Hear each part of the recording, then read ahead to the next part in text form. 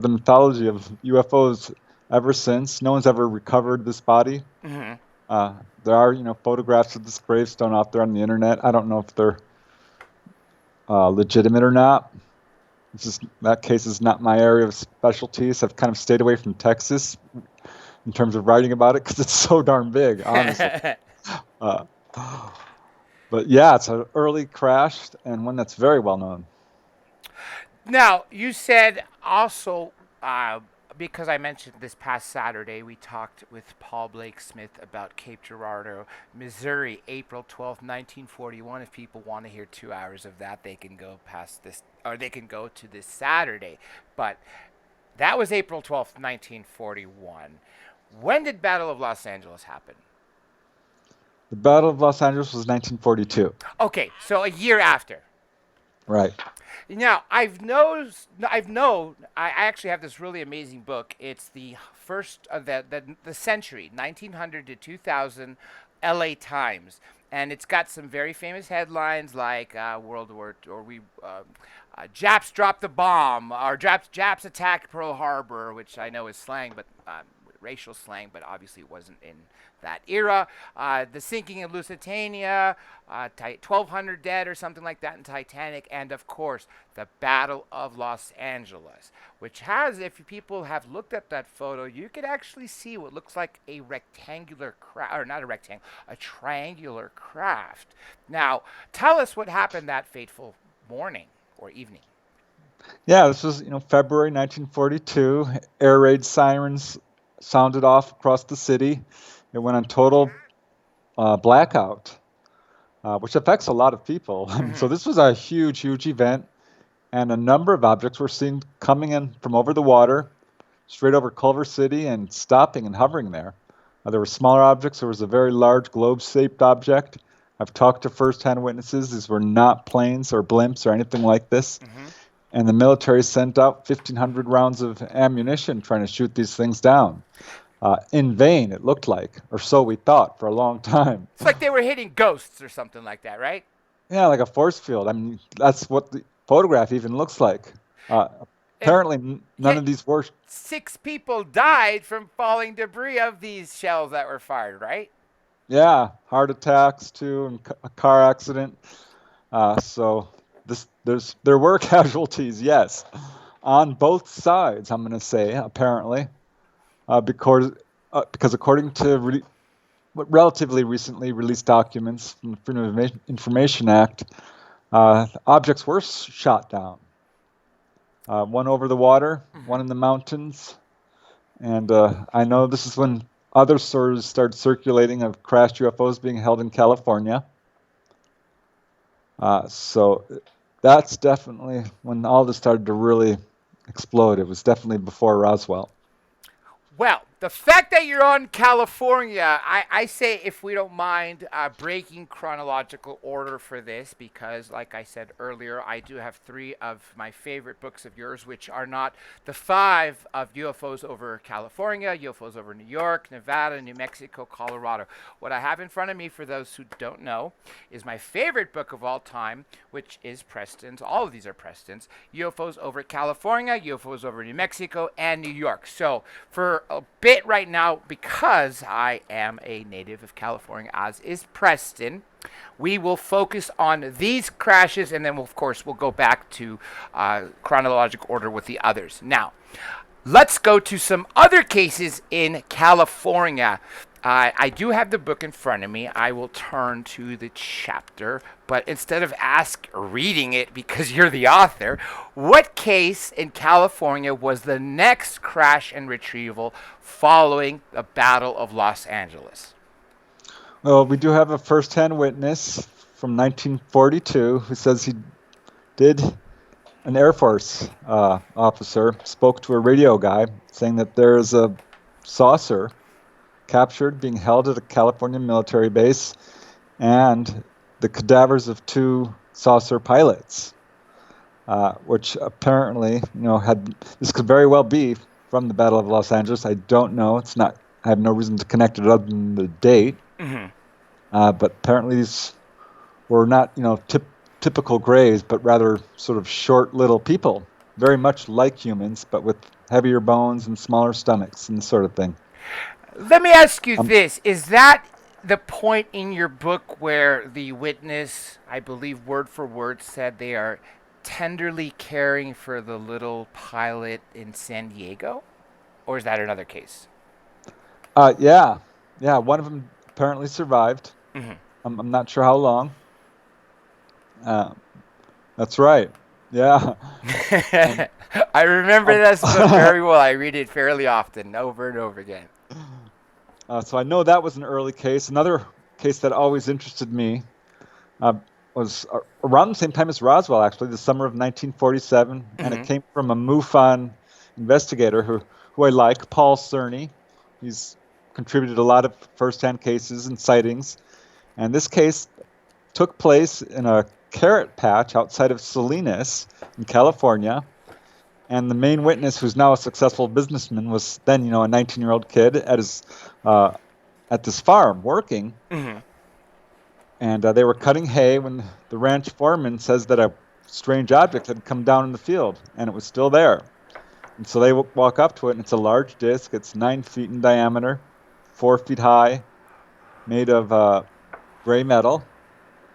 And I believe there were portholes around the rim of the craft, but looked like it was intact, no visible damage.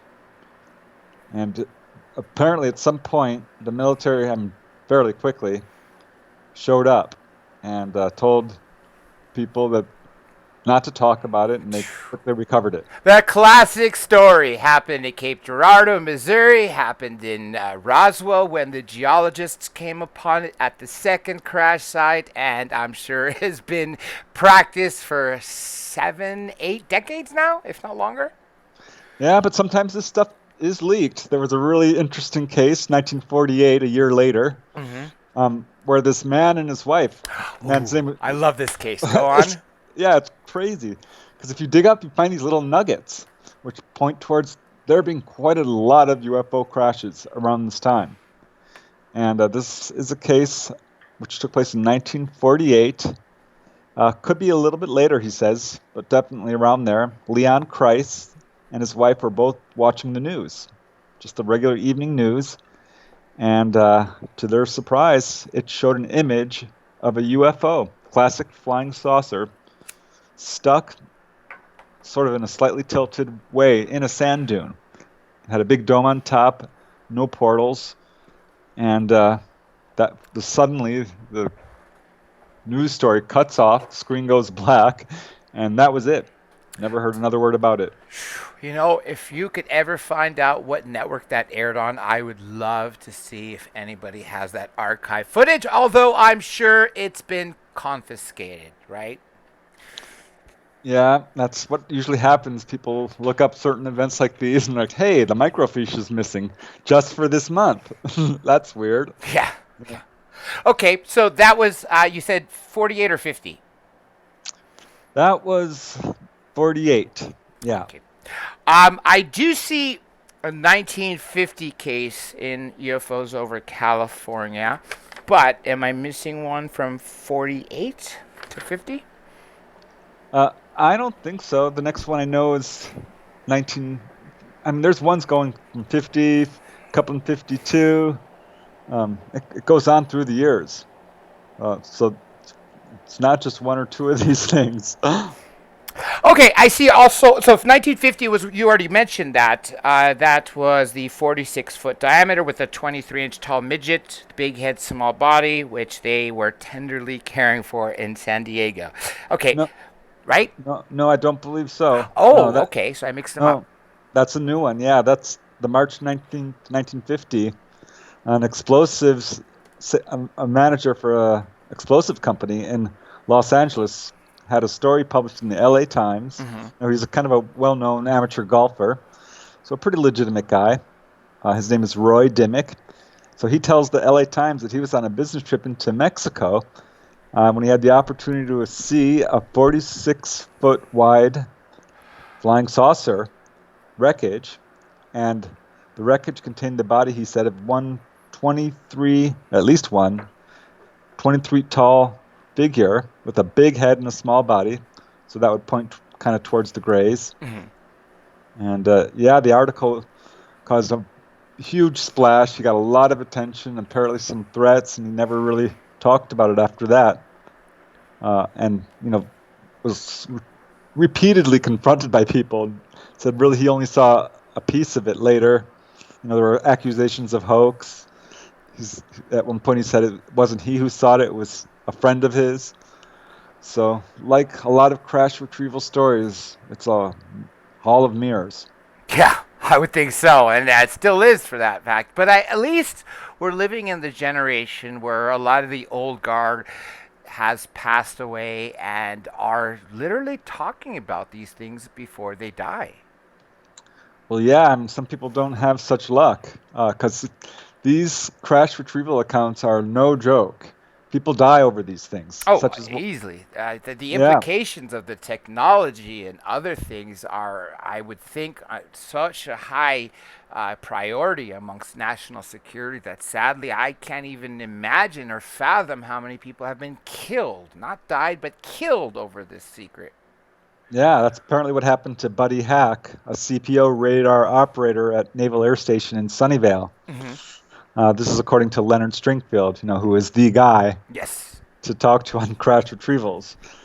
And reportedly, Buddy Hack told his family that he had not only, seen blips on radar and stuff, but actually came upon a hangar that was unguarded. He walks inside and sees this huge, round, saucer-shaped craft with a big row of windows. And a guard came running up, shut the door, and ordered him to forget what he had seen or, quote, else. And it was 2 years later, Buddy Hack was killed when his plane mysteriously disappeared without a trace outside of San Diego.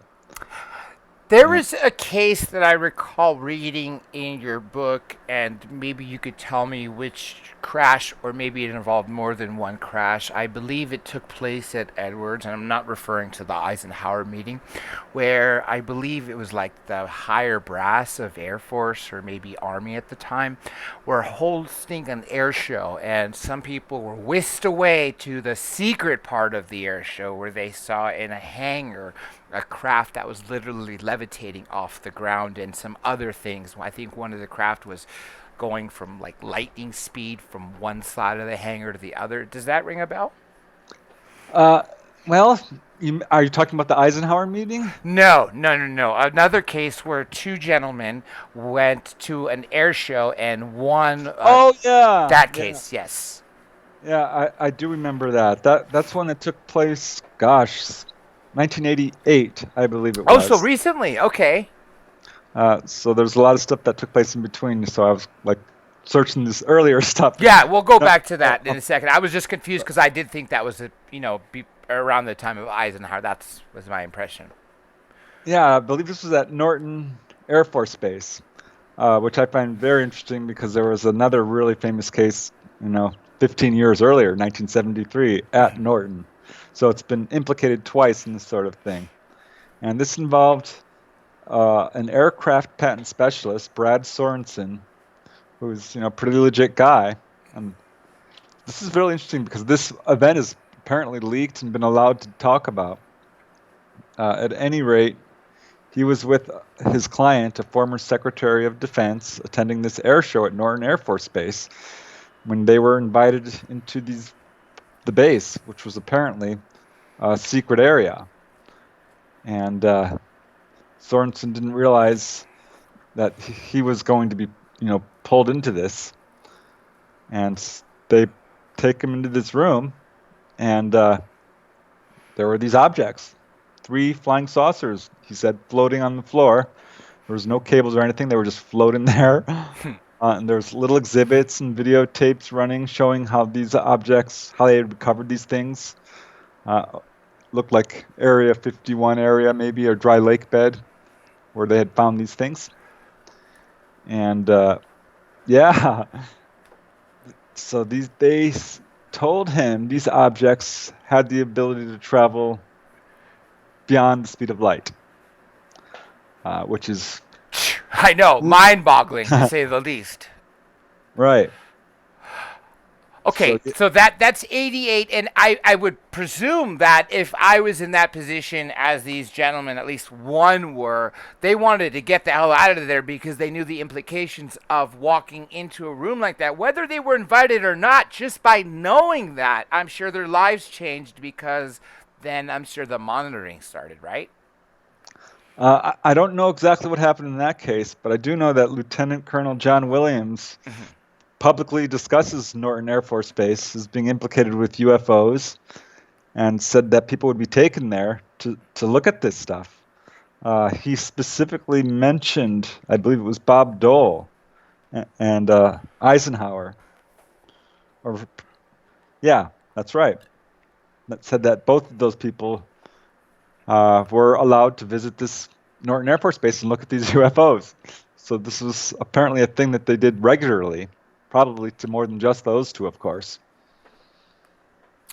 Okay, so now, okay, we're talking about Eisenhower. So, what year was the Norton meeting? Was it prior to Edwards or after? And I see Lion is asking if I'm live. Yes, we're absolutely live. You know, I'm not sure that I have the date for. I'm assuming it's going to be around that same time, Hmm. but certainly with Bob Dole, it would be presumably later. But I don't know. My point is that it's something that regularly happens. Yeah, apparently, far more than I've ever thought. Again, until July 7th, 2007, when I bought your book, UFOs Over California, which I read twice that same night before I emailed you the following morning. Yeah, I'm telling you, I was shocked when I did the research for that book because I knew Edwards, had a whole lot of stuff going on. I knew about the Eisenhower meeting. Uh, I didn't realize that a lot of these California bases had had UFO waves over them. Didn't realize that there was, almost a dozen UFO crash retrieval incidents in just this state alone.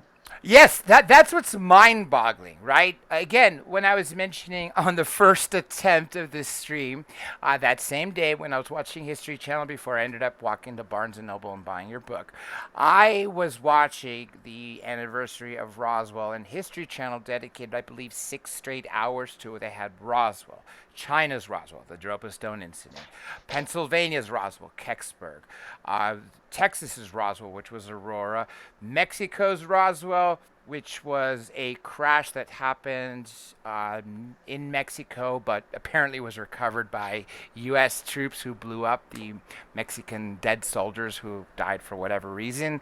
Although I wouldn't be surprised if they killed them, but regardless. And then the other one was Britain's Roswell, which was less of a crash and more of a landing at Rendlesham. But again, when I read your book and found that there were 12 in California, I was blown away. So we've gone through 1, 2, 3, 4, what, 8 of them in California? What are we missing? Well, let me tell you another one. This is 1952, Edwards Air Force Base, which, we haven't really discussed. That's been having waves of sightings since 1947, caught on radar, seen by large groups of people, numerous first-hand eyewitness accounts of people seeing UFOs over the space and actually guarding UFOs in hangars and things like this. Reportedly, it's 60 stories down. Reports of people working with live ETs. It's not just the Eisenhower meeting. Is my point. It's a lot of stuff, including apparently a UFO crash. Oh, and of course the astronaut Gordon Cooper filmed a UFO landing right there on the runway at Edwards. Or he didn't film it, but he saw the footage. So here's a case, 1952, from a radar specialist at Edwards Air Force Base, who went public with an incident where he saw a UFO descending toward the Earth at very high speeds. And it was confirmed to have crashed, and the captain who was on duty told him not to say anything, and that it would, not to talk about it, though this radar operator learned later that it did in fact crash, and that this craft was about 50 feet in diameter with a row of portholes around the circumference.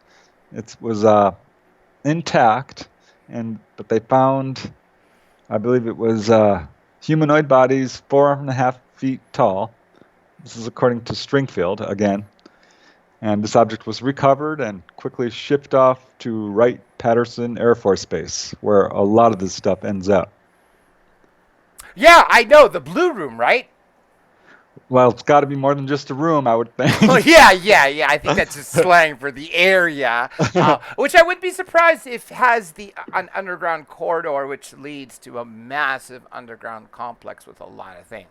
Yeah, I think the Blue Room is specifically designed to sort of get the special little tools and stuff that they're figuring out, whereas the actual craft are secreted throughout the United States and the world, for that matter, at a lot of Air Force bases. I'm guessing it's more than just the ones we've heard about.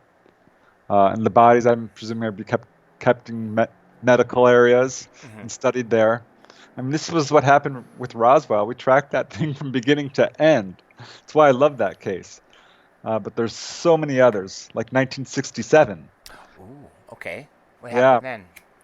this was another really interesting case, and kind of has a sad ending, unfortunately. A Marine officer from the Canine Corps was assigned to Camp Pendleton. Got a number of cases from Camp Pendleton. He was a guard, and he became really curious about the contents of this hangar that they were guarding. This was, they had flown him out to this remote area out in the middle of nowhere, and there was this hangar. And so finally he decides to take a peek inside, and to his shock he sees this 30-foot wide metallic saucer with a dome on top, and it was surrounded by, scientists, apparently, from the Air Force who were working on this craft, studying it with all these instruments. And suddenly a security officer grabs him and escorts him to the headquarters tent, where he's reminded of his security oath and was sent back to Camp Pendleton for reassignment. So this is, 1967. In 1980, he goes public. He tells his story and immediately starts suffering a series of harassments from unidentified government agencies. And he was, dead set on going public until his fiancée was killed in a mysterious hit and run accident. They can't kill you; they'll kill your loved ones. This is how they kind of do it. They make it look like an accident. It's, no joke. There's been some research into this. People who have died as a result of, getting too close to the truth, and it's a thing. And that's apparently what happened to this guy's fiancée. And since then, of course, he halted the investigation. So it seems to be a pretty effective method to make people keep quiet. What would the next year be for something in California? Well, let's see. I think it would go up to the Norton Air Force Base again. And Oh, okay. yeah, and this was 1973, not the 1988 incident. Yeah. The where they went into that room and saw this Right, special craft. Yeah. right. This is according to John Lear, and involved an Ooh. Air Force photographer who he calls Mike. And Mike was just, a photographer when suddenly they bump up his secret clearance, and he's flown off to Norton Air Force Base for a temporary assignment. So he lands at the base, and immediately he's put into a bus with blackened windows and driven to an undisclosed location. I can talk about another Camp Pendleton case like this, by the way, which is in my latest book, First-Hand Witness that I talked to. Which book was the most recent one? On Board UFO. Ah, yes, I have that right there on my bookshelf to the right of me. So yeah, this California, it's got a lot of cases like this. So yeah. Let me According ask to- you this. I've heard in 2008, Needles, California, there was another crash. Do you know anything about that? I may have skipped a couple. It's hard to remember all of them all, to be honest. I do seem to remember something about that now that you mention it, but I'd have to look it up. But The top of your memory, what is the most recent crash and retrieval of an unidentified flying object, better yet known now as an advanced aerospace vehicle in California? Oh, in California? Yeah. Gosh, I don't have a whole lot of current information on that, unfortunately. because I wrote that book, let's see, 2006, which is Yeah, 14 years ago. Okay, so it's well, been some time. then I do. I'm going to go back to the 40s, but before I do, let's ask that same question, but throughout the entire U.S. and maybe even globally. What is the most recent UFO extraterrestrial crash that happened anywhere in the United States or globally that happened closest to 2020? Well, there's that incident in Brazil, which is causing all kinds of to do on the internet because this story apparently is getting taken down from a number of sites. And I was curious, so I looked it up, and it took me a while to get some good information on this because I was hearing it was a hoax. But I did find some interesting information where apparently these numerous orbs were filmed. There's a bunch of video of them that you can see going over this town outside of Brazil. I mean, outside of Rio de Janeiro, in Brazil. And apparently one of these things was seen crashing into the forest, and the police were sent to go take a look at it and were blocked by military. So that's really all the information I could find out. I hope someone grabs the horns on this case and really looks into it. I'm going to ask AJ Gavard about that. I'm going to call him soon and ask him about that, as you know him. I'll let you tell people who he is. Yeah, he's the guy for Brazil for sure. I would trust him if he could take a look at it, because investigating a UFO crash from here in Brazil is certainly not tenable. What year in Brazil? You're talking 2020? Yeah. Wow. Whoa. Okay. Now I'm even more excited. Okay. So, as I mentioned in the title, we're going to be talking about the most recent cases and give a history of cases in the United States. We hit the gold mine, folks.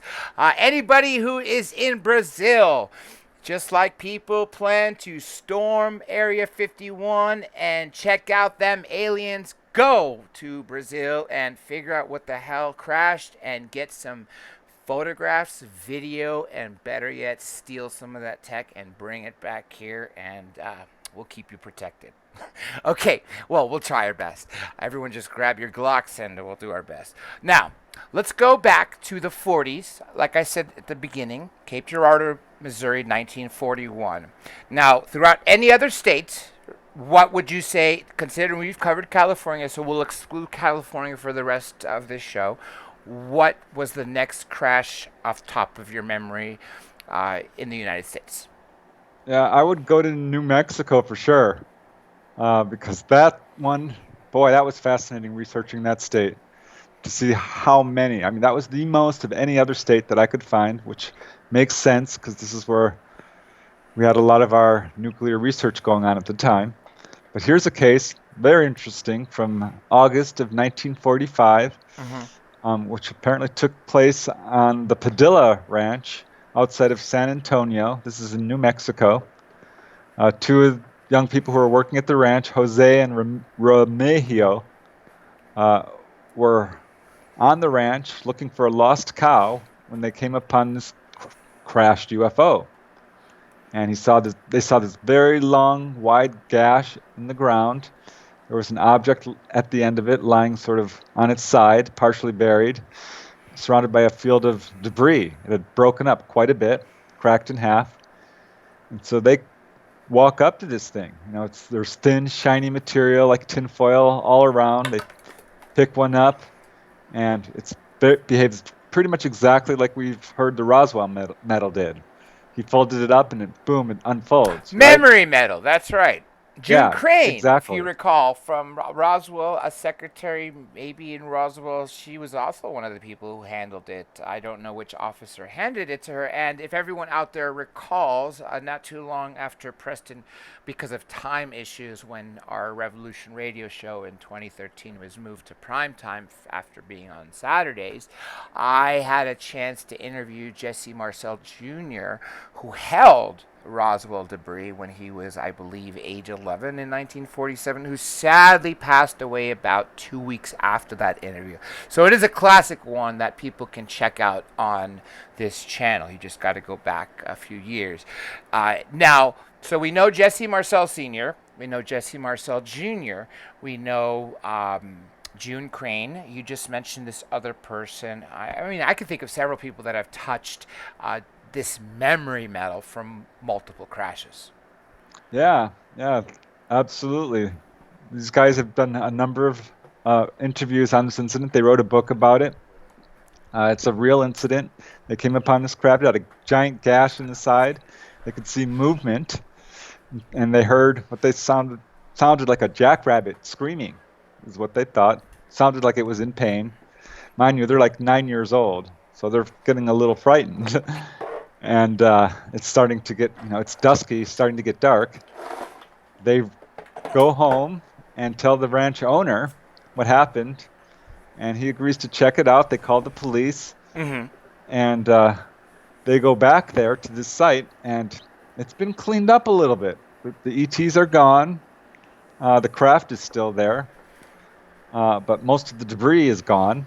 Only the craft itself, which is fairly large, is there. And not only that, it's been sort of buried a little bit. There's branches put up as if to hide it, as if someone came upon it and didn't want anyone to see it. So someone had been to the site without their knowledge. And it was shortly later, a sergeant from the Army shows up, identifies himself as Sergeant Avila, and said that a weather balloon, an experimental weather balloon, quote, had come down on their property, and he wanted permission to move it. He needed permission because to get it, they would have to tear down this guy's fence and use heavy equipment, which they did. August 20th. August 20th, 1945, they come in there with a giant crane and pull this thing out. Wait! If people recall our history of the world, August 20th, 1945, what day did we drop the bombs in Hiroshima and Nagasaki? Was it August 18th?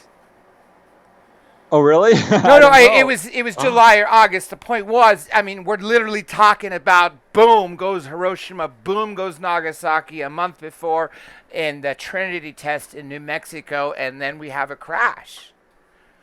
Yeah, I mean, that's certainly what drew UFOs to us in very large numbers is our indiscriminate atomic testing. No doubt. This is something a lot of researchers have pinpointed, and I think a very popular theory.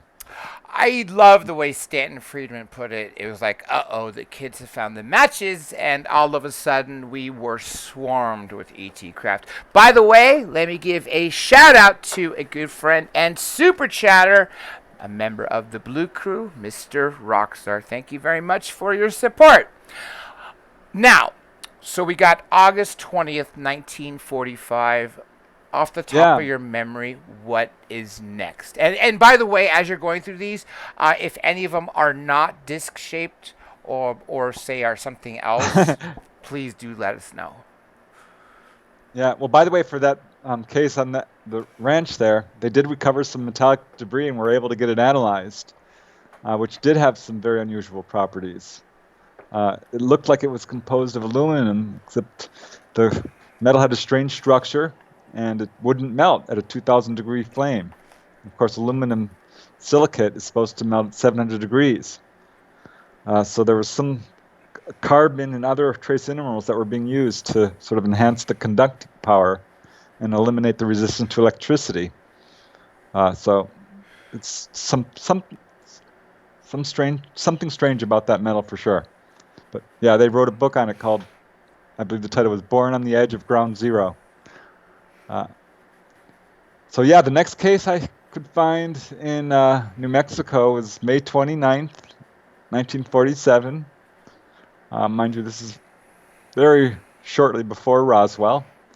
And this is according to former state representative John Kistner, who said that radar technicians at White Sands had observed unidentified radar targets hovering west of White Sands. And they sent out a surface-to-air missile at it, and this warhead exploded. This was an atomic weapon. Exploded at 60,000 feet, and apparently they do a lot more damage when they're tens of thousands of feet above the ground level, even just 10,000 feet, as opposed to actually having an at ground level detonation. Yeah, well, it worked. Following this explosion, the target was tracked on radar moving south, and 10 minutes later, it impacted right outside the town of Juarez, New Mexico. Mm-hmm. And U.S. officials, jumped on it, but it had already been closed off by Mexican officials. Apparently, though, whatever had crashed there was pretty much vaporized. So that's another one. Do you think it was vaporized because of the impact of the crash? I don't know. I can only speculate. If it was close to a warhead, that would certainly do it, I would think. Yeah, true, true. Okay, what would be the next case you think of? Because these are great. People are loving it, as am I. I'm giddy on Yeah, this for sure. Because like I said, I've spoken to Ryan Wood a few times, and I recall a few years ago he said he was going to write a book on crashes and retrievals. I haven't followed up with him about that book, and the last couple times I spoke to him and Dr. Bob Wood, his father, I never did ask if that book was completed, but I would know just from speaking to him about crashes and retrievals, he definitely didn't know many of the cases that you've already written about. yeah, yeah.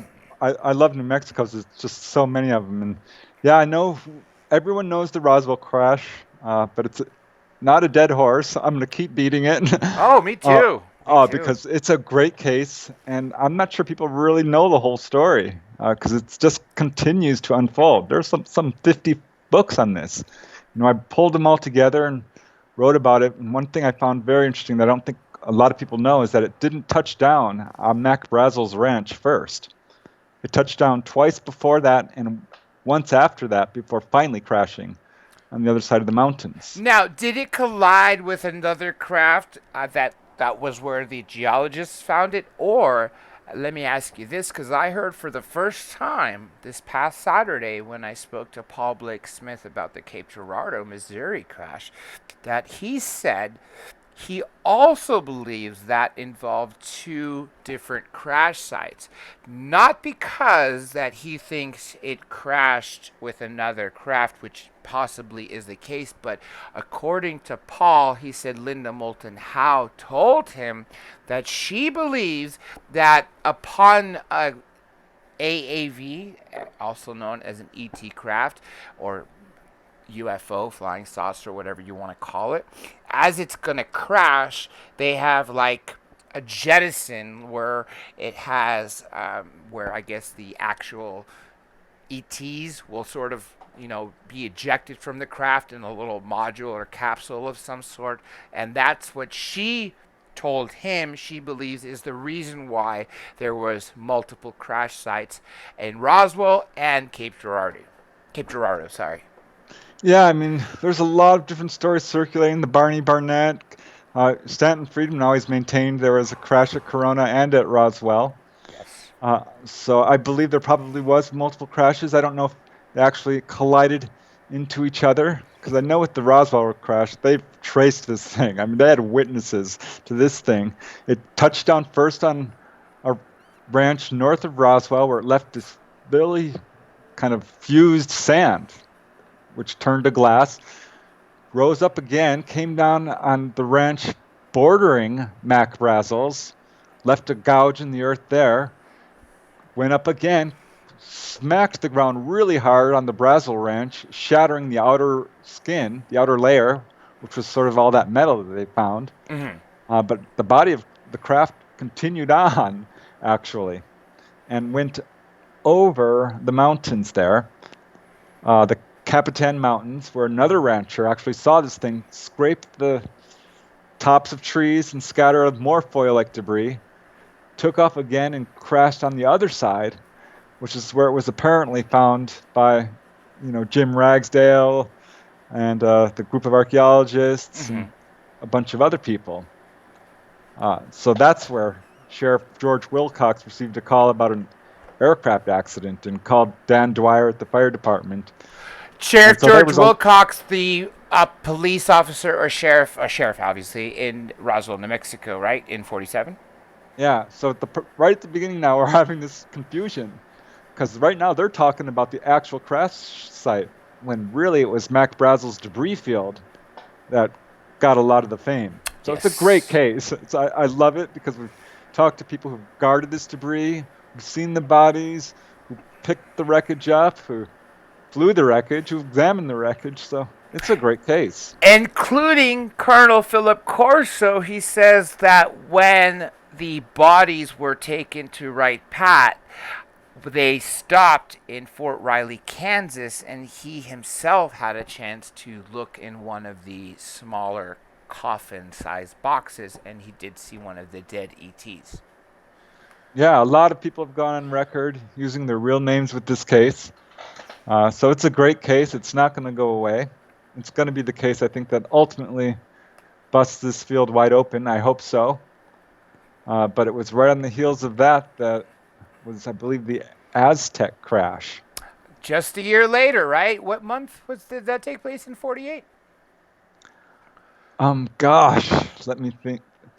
All these dates are hard to keep I know, straight. right? Especially when there's so many. And No, that. for the record, Timothy Good said that a very, very conservative number of crash and retrievals that have occurred is at least 100. And he said that is the absolute minimum. He believes the number to be far, far higher than that. Yeah, I would say that's a joke. It's more like 1,000 at least. Yes, thank you. That's the point I was getting at when he said But far higher than that. He said it's minimum 100. That's the bare minimum. Very super ultra conservative. It's probably in the 4 digits, which I believe is very reasonable. it wouldn't surprise me if there's more than that because, from the 5 states I looked at, each had like 10. So what's that, 50? And if you times, there's 50 states. And So, 200 some countries. right, we haven't even gone out the U.S. But yeah, the Aztec crash was 1950, I believe. Oh, I thought it was Wasn't it? 48. Or no, you're right. Yeah. I'm thinking about the actual lecture Okay. from Silas Newton when it kind of busted open. Frank Scully, God bless him, was the first guy to ever talk about UFO crashes in his book Behind the Flying Saucers. Mm-hmm. And he was attacked and ignored for years. No UFO researchers would touch UFO crash retrievals for What a years. shame. Really, what a shame because you have those golden years where they were closer to the event, and it's just a shame that people wouldn't touch it because of fear of the ridicule. Right, right. The actual crash for Aztec was right on the heels of Roswell. It was February 1948. Some people say it's March. The date's a little bit disputed, which happens in a number of these cases. What's great about the Aztec case, though, is this thing was a very large craft. According to Scully's source, it was just about 100 feet in diameter. It was so light, only a few people could lift this thing up. And they came upon it, and it was fully intact except for one tiny hole, a pencil-like hole in one of the portholes. And it took them a while to figure out how to get inside. What they ended up doing is sticking a pole through this hole and flicking a switch, which caused a little porthole to open. And inside they found, well, varies according to various sources, but at least 12, possibly 16 small gray-type ETs, all dead, apparently from explosive decompression. From the hole, right? Right, right. This is an interesting case because it's one of few cases where they, apparently recovered food in the form of small wafers. Ooh, very interesting. I don't recall that detail. So, did they ever have the wafers analyzed, or again, were they just confiscated? I'm sure they were analyzed, yeah, but we don't know what happened. But this is apparently one of the very important UFO crashes because we learned a lot of technology from this particular incident. I know William Steinman was the first person to sort of take a second look at this case, and he pretty much proved that Scully was telling the truth. Wasn't it oil workers who came upon the crash? Yeah, I believe that's right. If since then Scott Ramsey and has written a book about it, and apparently this craft was taken from Aztec to Fort Riley And according to one soldier who was supposedly involved, said there were 16 bodies, Mhm. and they were all completely alike, dressed in tight jumpsuits. Black? Um, I don't know, but they had very human-like features. He said, kind of yellowish skin, had teeth. Oh, Uh, that's uh, a new one for me. I've yet to hear of a species that has teeth, like a lot of the typical rays that have the slit for the mouth, no ears, no nose, allegedly have just gums. yeah, this case has a lot of witnesses to it. I know researcher Chuck Oldham Mhm. apparently talked to a witness who was a military officer with a very high security clearance and was stationed at a base where there was this library that was restricted to people with a very high security clearance.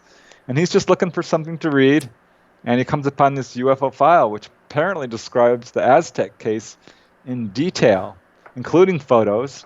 And he said there was one photo there which showed this perfectly intact, circular shaped craft lying somewhat tilted to the side. I'm wondering if this is what, Leon Christ and his wife saw. Oh, Because that, on the TV, yeah. right, could be. But at any rate, it looked metallic, looked like brushed aluminum, he said. And there was this report next to it that described the whole thing in detail, that it was recovered near Farmington, New Mexico. This was, let's see, there was portholes, it said, that were not made of glass. It described the puncture and how they opened this thing. They had to try diamond drills, nothing worked, and eventually got into the cabin. Uh, didn't have much other detail than that. But what's interesting is the Farmington UFO wave, Hmm. which occurred like a year later, was one of the biggest single UFO sightings in U.S. history. There was some 300 objects sighted by literally half the town.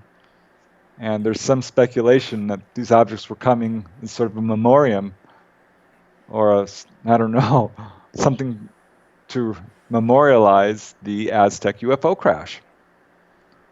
Uh, so, Okay, now in New Mexico, which I assume is the hotbed because Roswell RAAF, Army Airfield, was the only nuclear armament in the entire world during 47, possibly 48, before other bases had nukes.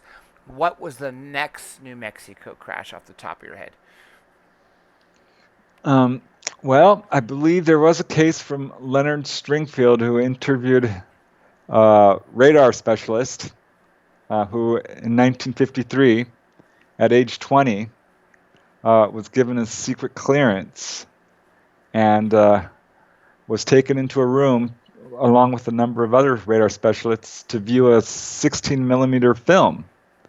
And this film opens up on a desert scene, which is apparently New Mexico. It shows a silver disc-shaped objects, multiple actually, embedded in the sand with a domed section on top.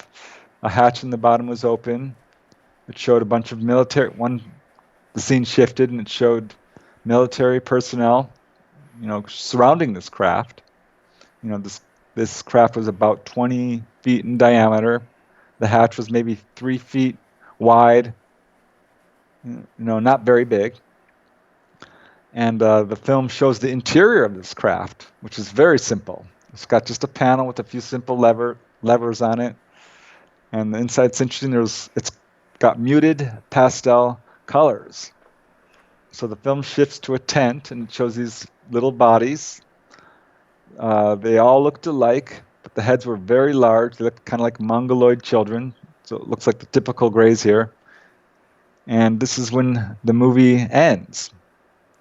And the witness was told not to tell anybody about what he's seen, and that this was a UFO that had been shot down somewhere in New Mexico in 1952.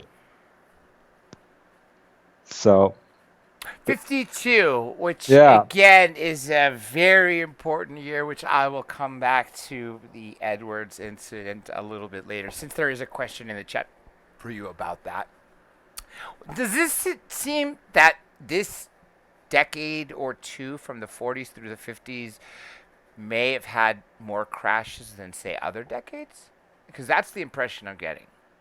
yeah, apparently the UFOs were having a problem with their navigation systems. This is speculation, but there's something to speak towards this. This has come up in a few actual first-hand contactee cases that our radar messes with their navigation systems. Ah. I Or, always presumed it was because of Earth's gravity. I don't know. Possibly, yeah, they're new to the planet, no doubt. I mean, it just came in 1947. The abduction phenomena, not as we know it, had not yet started. Actually, get this. I found a really important case, and you'll never believe this where.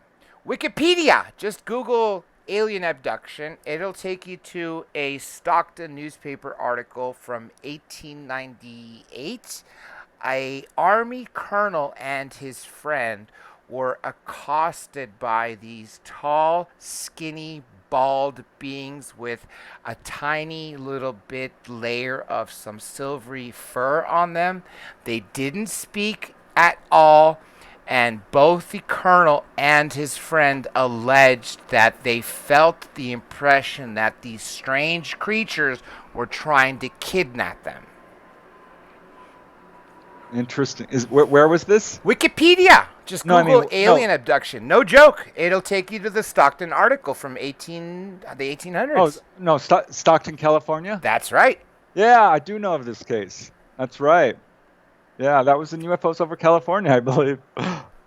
Which goes to show that, I mean, sure, a lot of people look at Betty and Barney Hill as the first mainstream case of alien abduction, but I do believe it's been happening, quite a bit longer than that. Not in That's large my numbers. opinion. Correct. And if I'll just throw my opinion out there, and I'd love to hear yours. The reason I personally think that it's blown up in large numbers is after we started playing with nuclear weapons, they're like, well, maybe we should create some hybrids that are less angry at each other, and we can place them on Earth after they kill themselves, or we can place them on other planets. Yeah, I wonder something happened because the Greys must have been around before this. We've got a few cases that stretch back earlier than that. I mean, I know Bud Hopkins had a case apparently involving abductions by Greys, although he never got to formally investigate it, back to 1920. Mm-hmm. So, So I don't that's know. 40 some years earlier than Betty and Barney Hill. Yeah, but what we're looking at is the first real rash of abduction cases was late 50s, 1960s, really. Uh, there was a contactee cases started coming out first. Those aren't really properly abductions. And a lot of researchers have, tried to debunk these. I think a lot of them were true, and this whole phenomenon was sort of forced underground when these abductions started happening. So we're looking at, the Betty and Barney Hill case was certainly the first, but there's Sergeant Charles Moody. There's Herbert Shermer, a police officer. There's three ladies from Kentucky, Louise Smith, Mona Stafford, and forget the other lady's name. There's also that famous Brazilian farmer from, I believe, the 50s who claimed that he had sex with an ET, was the laughing stock until people started going back and say, I've also had sex with ETs during my abduction. Yeah, his was actually the first, so it started really snowballing in the 70s with Travis Walton and the Pascagoula, Mississippi, Charles Hickson. Ah, yes. I've had a chance to interview Calvin Parker. Great guy. Right. So, and when Whitley Strieber finally came out and Bud Hopkins, there was no stopping it. It turned out this was an epidemic. So my point is it's relatively recent what we're dealing with. Were you speaking at Zero the time I was interviewing on stage Debbie Cobble, is it Jordan? Who was the person that had a pseudonym in Bud Hopkins' book Intruders? I know who she is. Yeah. Fascinating case, and I'm glad that she's finally out there public now with her real name. Yeah, she's had abductions her whole life, so has her sister. This thing tracks families. And, it's a real phenomenon. I hope this UFO crash stuff really gets out there, because that's the best evidence we have. I mean, that's proof. That's conclusive proof. Oh, I absolutely agree. I mean, what better proof can you need? Because sure, you could have a video, and these days, a lot of people say, well, video is no longer credible because of CGI and hoaxes, etc. However, if you have a crash and you actually have access to the materials, the bodies, and the technology, I don't think anything can get better than that. Right.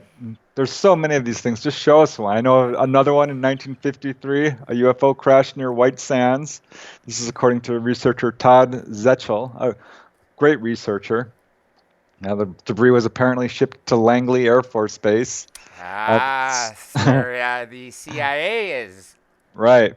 But this was another craft that was found in perfect condition. Doors wide open. All four occupants were dead. No cause of death could be found. Were very human looking, sort of midgets, hairless, but otherwise very human looking. And what was weird is they go inside this craft and there's no visible means of controlling or propelling it. They don't know how this thing runs. It doesn't appear to have an engine. So there's a number of Or really, any moving parts, according to Bob Lazar when he worked at S4. yeah. So I mean, how do you explain that? It's very hard to explain. I But definitely agree. And I hope that our material sciences naturally are moving to in the direction that the engineers at S4 can finally maybe duplicate the craft, and I'm wondering if that's what's going to take for them to finally know, to let us know, because if our technology is akin or close enough to a lot of this ET tech, I don't see why the secret would be there anymore. yeah, the stuff that's going to come out sooner or later because there's just so many cases. Here's another. This is all New Mexico, 1954. This young man just completes his basic training at Sampson Air Force Base in Geneva, New York, and is immediately sent off to New Mexico to begin special training in a Sikorsky H-19 helicopter for desert search and rescue operations, right? And so on the evening of April 12th, 1954, he and his crew are told to, find a crash in the desert. It's about 25 miles distant from, Walker, New Mexico, out in the desert wilderness, nothing there. And they're flying very low level, 40 feet, and they could see this round silver object. And there was a figure in the cockpit. And it was 40, 50 feet in diameter. The craft looked like it had crashed edgewise into the sand. They saw four small bodies dressed in dark blue tight uniforms scattered around the craft. They all had, quote, extremely large heads, which were out of proportion with the rest of their bodies. So he was set down in order to photograph, but was not supposed to approach any closer than 40 feet. So that's what he did. He said he could smell these guys. It smelled really bad. Ooh. Caused one of his crew to actually vomit. And he later learned that there were two more bodies inside the craft. And Apparently, when they're dead, they smell really bad, according to Corso and other people who were around Roswell. yeah, well, he really regretted this assignment because he says the next 3 days were, quote, a living hell. They interrogated him for 3 straight days, asking him every little detail, and then told him, you did not see anything. He was flown back over the crash site, and it was gone. Not a single sign. And the officer told him, see, told you there's nothing there. Go figure. The old switcheroo. Kind of like Roswell when Jesse Marcel brought the debris, went into maybe you'll tell me the name of the Ramsey, General Ramsey, who swapped the debris, called him back in with photographers, and basically made a joke and had him pose with bullshit debris. Right. Ramey, I believe it was. Yeah, thank you, Ramsey, Um, not Ramsey. yeah, I mean, the cover up is for real. Roswell came very close to going wide open. Darn it. I always regret that they withdrew that news article. Well, still, we still have the fact that this article, the press release, came from the United States Army, albeit they retracted it the next day. It didn't come from a person, a civilian. Obviously, the people who released this first press release were very familiar with aircraft at the time and knew that they had stumbled upon something that did not originate from Earth. That's probably one of the biggest reasons I still think that Roswell is such an amazing case on top of the witnesses. Right. So many of these cases just rest on one or two witnesses. That one doesn't. But here's one that kind of does, from Robert Wood, who's kind of specialized in these cases. It's a UFO crash that occurred outside of Clovis, 1957, 1958, around there. Mm-hmm. A retired Air Force officer had heard that there was a crash of an unusual aircraft, southwest of Clovis. And he was intrigued. So he and two of his Air Force buddies trekked to the area. And upon arriving, saw it was surrounded by military vehicles. They saw unusual-looking lightweight wreckage and evidence that something large had hit the ground. That's all they could see before they got close. They were approached by the guards and ordered to leave and remain silent about the incident. You said 58? Yeah. Okay.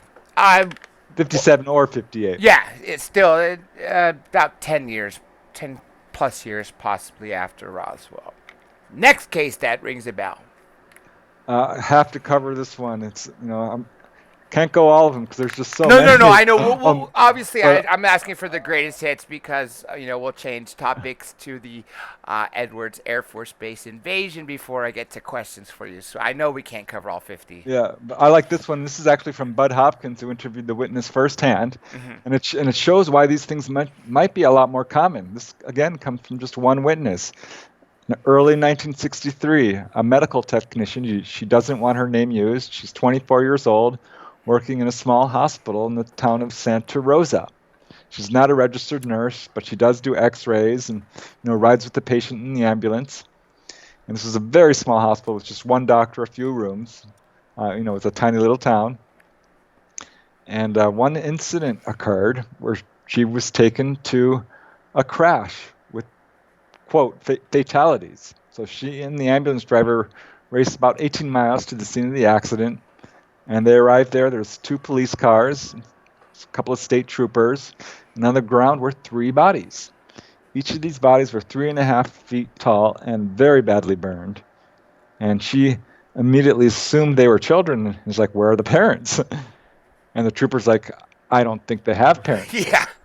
This is something, yeah. She's like, this.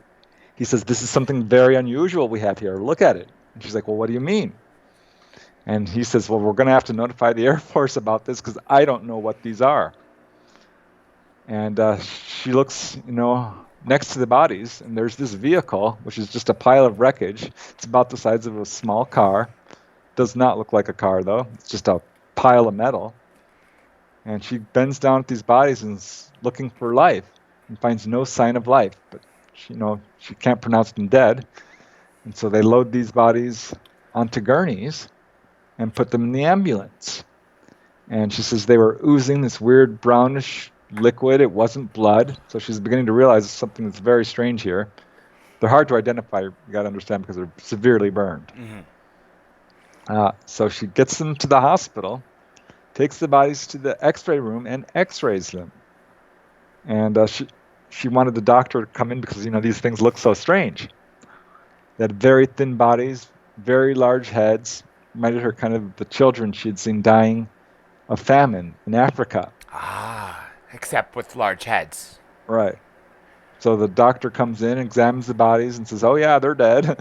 Starts filling out paperwork. And in comes this Air Force colonel demanding to take the bodies. And so not only does he take the bodies, he takes all their notes. He grabs the x-rays. They weren't even done. They're like, those aren't done. You can't take those. He's like, I'm taking them. They took everything. They cleaned that hospital room out and then cleaned out the ambulance. Every single thing out of the back of it, sheets, any object, anything movable was taken out. And afterwards, he approaches the witnesses and threatens them. Says, this did not happen. You are never to speak about this, and remember this: the government has a long arm. Basically, a threat. Yeah, flat out. Now this is a very small town, and whenever there's even a little car crash, it is news for a year. But nobody talked about this one. They were scared silent, and the witness herself remained silent for years and years until finally revealing her case to Bud Hopkins, who talked about it at the Crash Retrieval Conference in Laughlin in 2003. I really wish I was going to events then because I would have been there. And you know what I'm going to do tonight? I'm going to see if I could find some of the lectures from that. Thank you for telling me that. I'm going to make a note of that now. Yeah, so point is, a lot of crashes. I know there's another crash, according to APRO researcher R.C. Hecker, which occurred in 1974 east of Kirtland, and an object apparently crashed right near the town of Chile and was immediately cordoned off. This one was described as metallic, circular, 60 feet in diameter. They were able to actually dismantle this thing.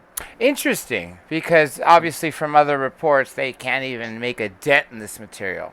Yeah, sometimes they were able to pull them apart and carry them in pieces.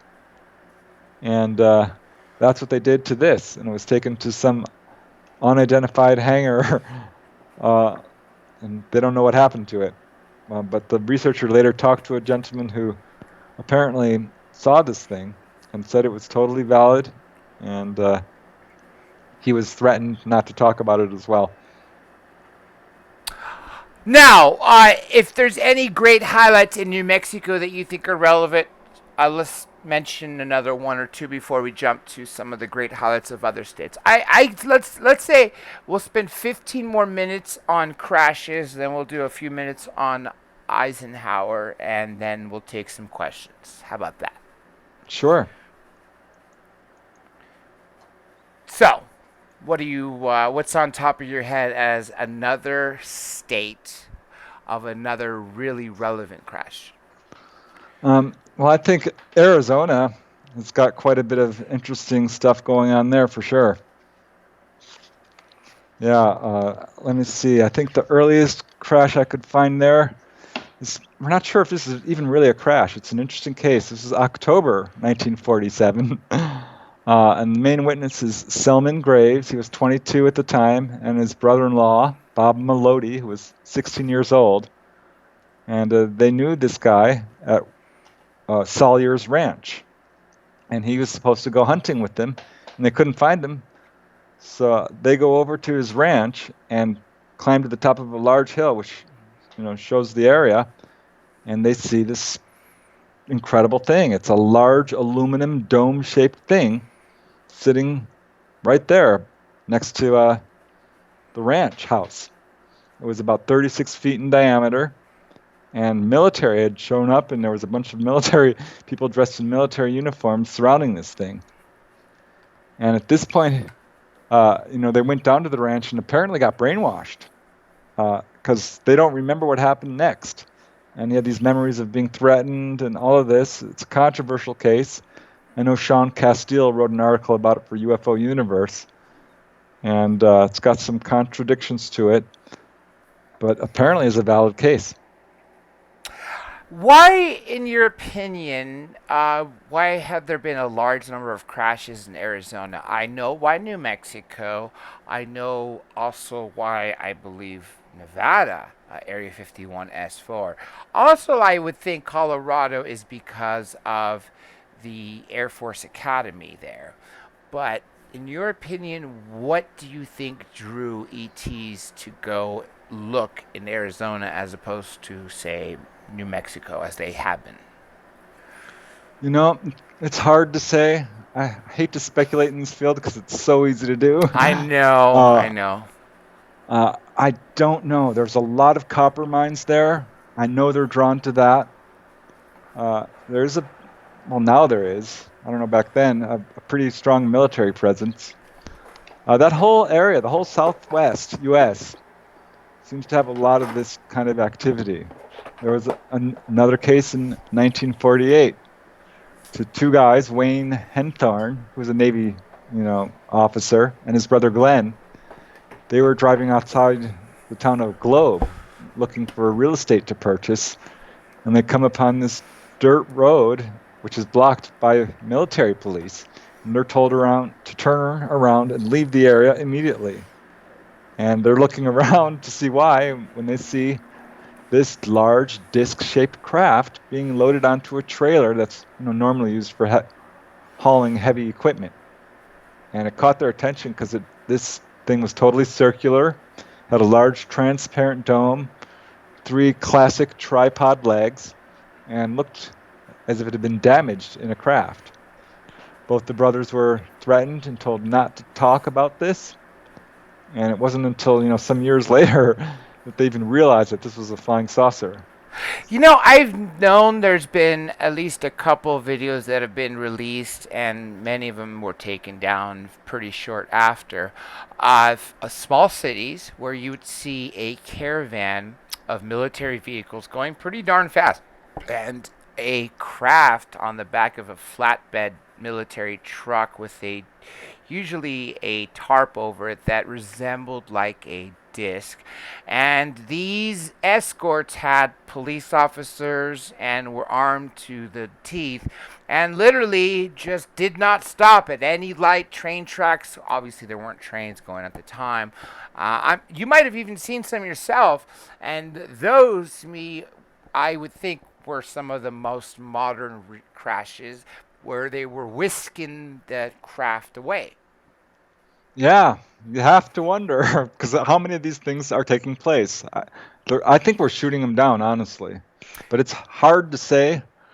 I know that Scully was one of the first people to talk about probably Arizona's most famous crash, which is the next one after 1948 would be 1953, and that's the Paradise Valley crash, which is a very interesting case because many researchers have gotten confirmation of this.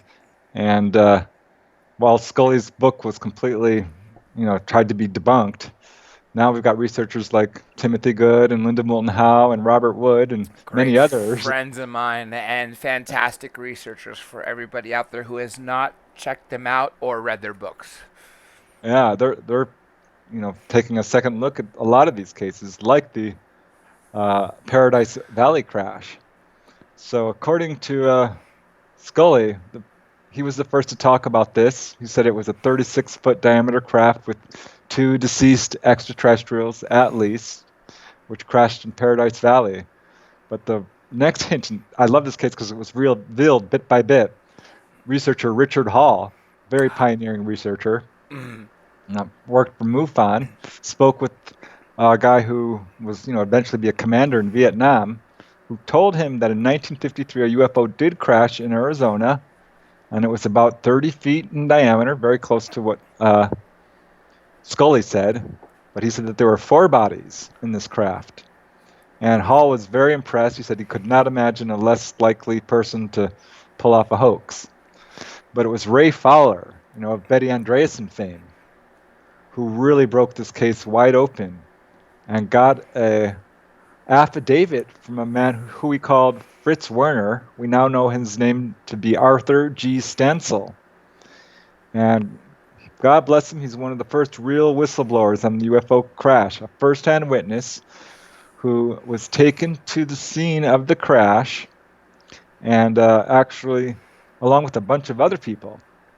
And his job was to sort of calculate the velocity and the trajectory of the disk based on the structure of the UFO, how deeply it had burrowed into the sand, and the entire blast pattern.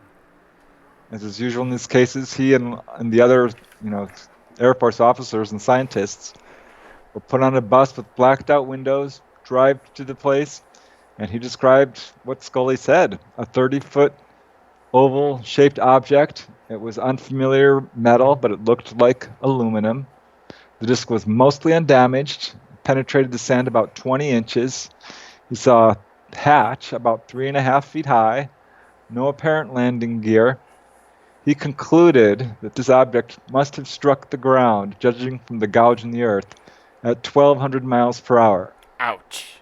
With no sonic boom, I would guess. I guess not. I'm not sure how they tracked this thing, but It was his conclusion the object was not ours. The Uh, shape that you just talked about really reminds me of the Lonnie Zamora event. this one had a weird shape, actually. Uh, it wasn't precisely. He said it was almost like teardrop, like a streamlined cigar almost. Interesting. So not so much as an egg shape, but more of a teardrop. Yeah, and he did manage to glance inside this thing and saw the body of a 4-foot human-like creature in a silver metallic suit.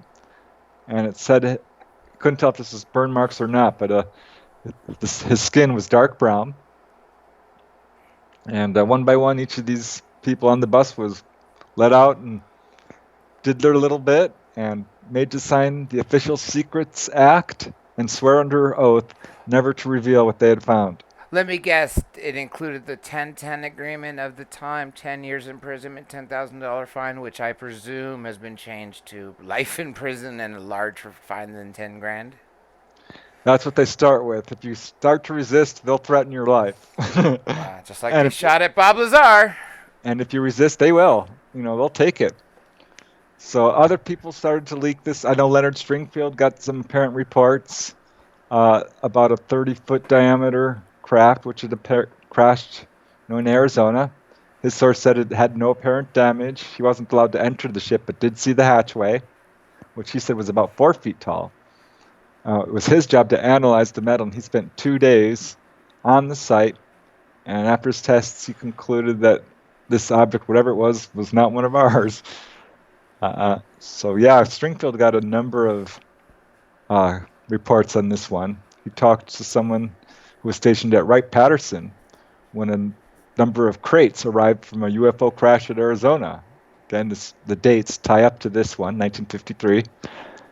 And there were 4-foot-tall humanoids with brownish skin. So each body was packed in dry ice to preserve it. One of the bodies was apparently female. One of the one of the crates contained debris. And the officer who saw this debris said it had Sanskrit-like symbols. Ooh, very interesting, because I actually have a drawing here of what allegedly came off an ET craft. This wasn't the Rendlesham writing, but this is apparently ET writing that was taken off a craft, if everyone is seeing that, which should be visible right about now. Yeah, which begs the question, by the way, Preston, is Sumerian cuneiform actually based on extraterrestrial languages? I really wonder if that is the case, and I wonder if that's the reason that Egyptian hieroglyphs look so much like ET languages, because Egyptians just did what the gods were writing. Yeah, there was a couple of researchers out there specializing in this sort of thing. It's fascinating stuff. I would love it if we could get more information. Because, Betty Hill was leaving the UFO with a book in her arms with all this writing on it. She saw it. She said it had squigglies. It looked, a foreign language. And they grabbed it from her as she's walking off the ramp. She was furious. They didn't want her to have any evidence. Apparently. I know, but it was that close. Oh. I know, right? I know. Because obviously, if she made it out with it, I know Kathleen Martin would definitely be publishing it right now.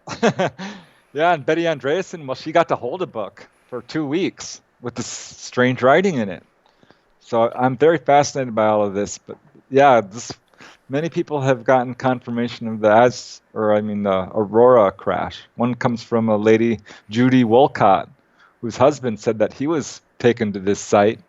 He was on duty at the air control tower at Kingman and actually tracked this object as it lost altitude and disappeared from the scopes. Suddenly there was a huge flash of light, so he actually apparently saw this thing crash. He and a group of other men piled into their jeeps and drove up to where it had actually impacted the ground. It took them a while to find it, but they found it embedded into the soil, and he wasn't able to examine it closely when the military arrived and ordered them off the site. He was taken back to the base and told that nothing had happened. They had seen nothing. They were not to speak about it, but he later learned that there were, in fact, bodies there, and he was killed in Vietnam. I wonder if on purpose as opposed to just a casualty of war. I have a super chat. Thank you for support for my dear friends in Hawaii, Blake and Brent Cousins of Third Phase of Moon, the world's largest UFO YouTube channel. And let me give a challenge out there. Who will top off that super chat and get me back to monetization? Let me read you their question, Preston. Has there been any UFO crash reports in Hawaii? I would think so. I don't know. Oh, wait. Yes, I did talk to a researcher. Gosh, what is his name? It'll come to me, but he talked about some of this stuff that was going on in Hawaii, and he really surprises me. Yeah, I believe he said that there were some UFO crashes there. I know there was an abduction that was observed by outside witnesses, and the lady was abducted, was never returned. Ha! Go figure. Yeah, this was at the, let me see, Seven Sacred Pools on Maui, where there had been a lot of activity, and they sent out a little group to study it. This was a UFO group with 5 or 6 people, and she was one of them. A UFO showed up, and she swims in one of the pools, goes right underneath it, and boom, never seen again. Let me piggyback off their question real quick. Because of Mount Kilauea on the Big Island, do you know of any reports of crashes there? Because I would think that Mount Kilauea is something that would be monitored by ETs.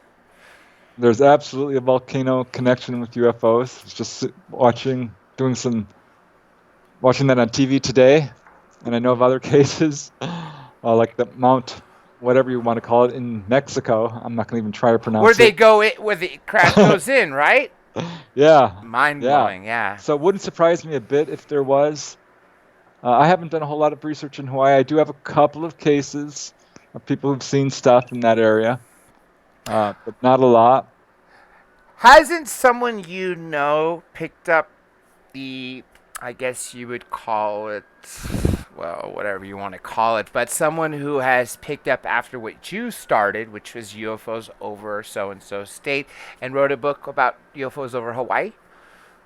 No, I don't believe there is one yet. Oh, well, then that is absolutely due. So hopefully somebody out there who lives in Hawaii and knows about crashes and retrievals, hopefully the cousins can know somebody, or if they want to handle that task for themselves, and really tackles cases that include crashes and retrievals, contacts, landings, and all the other categories that you put in all your books.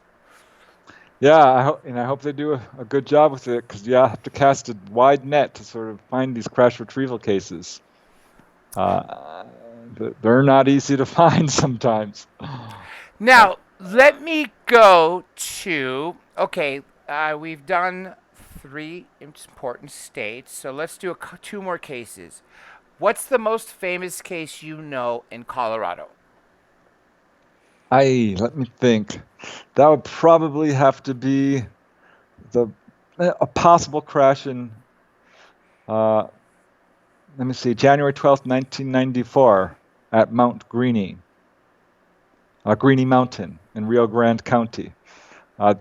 This whole event started when a NORAD officer called the Rio Grande County Sheriff's Office to report an explosion and a heat source that they had gotten by satellite on the north face of Greene Mountain. And the sheriff's like, no, we haven't heard anything up there. And they said, well, whatever it is, it's at least the size of a 3-acre fire. And could you investigate? And so they did, and what happened was, it turns out a lot of people were seeing UFOs at this time. And shortly later, the military showed up and starts circling this area. He's getting a lot of calls about military. He finally calls, they weren't able to find anything. Finally calls NORAD back and asks about all this helicopter activity. And NORAD responds, we can't tell you, that's confidential. So he started getting the whole runaround, and apparently there was some sort of downed plane, but the story kept changing, and that's why it sounds really suspicious. I know, Christopher O'Brien, yeah, he's kind of looked into this and learned that there were some suspicious deaths surrounding this incident, and that it was apparently a UFO crash recovery. Now, the other states. Okay, we did Arizona. We've done Hawaii. We've done California, New Mexico. Uh, did you say that was Colorado or Nevada that you just did? Colorado, right? That was Colorado. Okay, Yeah. let's talk about one more in Nevada. Nevada. I'm gonna have to look that one up. Uh, there are so many of these UFO crashes that I can't keep them all straight. I gotta be I honest. know, I know. I don't blame you. Um, I'd have to pull out my notes on that, which are not. I don't have them right here in my hand, but I'm sure there are cases. Let me see. Actually, oh, you know what? Do that state, and of course, we got to do one in New York as well, because you do have that book, and I have it in front of me. I do know New York. I mean, one case that comes to mind in New York was, let's see, this is 1953, I believe, at Mattydale, New York, maybe early 1954, there was a man and his wife. They were, upstanding citizens. He was the manager of a large electronics firm. She's a prominent lawyer, employed by the military, actually. And it's very early, middle of the night. It's like 3 a.m. They're driving through Mattydale when they notice flashing red lights and police cars at this intersection. And they look over to the right, and they see something much stranger. It's an object, apparently 20 feet in diameter, about 13 feet high, and has kind of phosphorescent lights spread out all over the surface, spaced evenly. It was a classic, typical flying saucer shaped, covered with multicolored lights and glowing brightly enough to really sort of illuminate the surrounding area. So the moment he realizes this is not normal, he sees a bunch of uniformed men, some people in civilian clothes. They're surrounding the object, they're examining it, they're taking photographs. And his wife thinks, oh, maybe this is that Avro disc that, The car from Canada, yeah, right, Canada had been supposedly developing. And which was they call apparently it, bought by a U.S. company, if not the United States government, if not Air Force, right? right, right. So they called the Air Force, or I mean, the local sheriffs, and told the police about it. And they said, yes, we know about that, but it's a military secret and we cannot discuss it. So this case actually comes from Ray Fowler. Um, so another researcher who, unlike many of these guys at that time, actually had the courage to tackle UFO crashes, because a lot of researchers don't.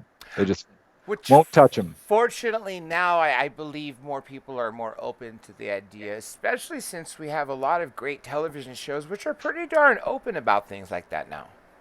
Yeah, thank God. But I really think we're on the cusp of things happening. In my mind, since we're never going to have, a president or UN stand up and say, just so you know, we've been lying to you for a long time. We've killed a lot of you, but we've been visited and we have proof. I don't think it's going to happen. But in my mind, disclosure did happen when the DOD finally released that footage and said, hey, look what our F-18s chased. They didn't make sonic booms. They were going above the sound, the speed of sound. And by the way, our radar lock-ons could not even stay on them. They were so damn fast and didn't look aerodynamic. And then said, we don't know what they are or where they came from. In my mind, I think that's as close to disclosure as we're going to get. That's why I think we're in a great era right now. I'm surprised it hasn't up already. Going back to Nevada, I'm surprised surprised I didn't think of this one, the Las Vegas UFO crash. Ooh, yeah, let's talk about that. Oh my God, it's an amazing crash. This is one that was so outstanding that even Kevin Randall couldn't debunk it. He wrote, quite a bit about it. He says, yeah, this probably wasn't ours. April 18, 1962, it actually began on the eastern side of the U.S. in New York when people saw this bright, fiery object moving across the sky. It was allegedly caught on radar by the Air Defense Command, who tracked it moving across the United States. Air Force Base in Kansas tracked it, other bases in Montana, New Mexico, Utah, and Wyoming all got radar confirmation This thing was traveling westward, but in a winding path and getting lower and lower. Way, way faster than any normal object, but slower than a meteor. And it was turning. So they sent out jet interceptors to try and chase this thing. So apparently they were convinced that this was not a normal object. Invading our And airspace. yeah, it was going, about 4,500 miles per hour, perhaps. And hundreds, if not thousands of people watched this thing, a bright, fiery red object move across the sky. There's people in Utah and who watched it come down, like over the town of Nephi, Utah, Nephi. Surprisingly, I've And, been there. and it was so bright, it actually caused the street lights to turn off. And it was exploding, it was sending down sparks. Some people even heard it, 20, 30 explosions. It was going off as this thing lit up the area like the sun. A lot of first-hand witnesses to this, people who use their names, quotes, the whole deal. This is the same era, by the way, for those who recall Vegas history, when the mob ran Vegas. Oh, yeah. So, I don't know. Well, I know this object, after going over the town of Nephi, went over Eureka, about 30 miles to the west. Eureka, California. No. Oh, okay, Eureka, No. Vegas. I mean, Nevada, sorry. This might still be Utah at this point. Okay. But it finally, people in Eureka saw this thing slow down. It actually landed on the ground at one point. It cut out the power in the city. It was still being pursued by military jets when it takes off, and this time goes over Nevada. It's seen moving over Reno, turns south, and starts to descend towards the ground just east of Las Vegas when, boom, there is a huge explosion that a lot of people saw. This is about, very close to Mesquite, about 70 miles south of Reno. It sent a big, bright, white, red explosion into the sky that was seen across several states. Frank Edwards, he was the first researcher to really grab a hold of this case. And 5 different states actually saw this thing. People thought it was an atomic explosion at first, which it, very well may have been. It's possible, too, that maybe this particular craft was using maybe nuclear fusion, so maybe that's what caused it to explode? Or do you think that a nuke was used to shoot it down?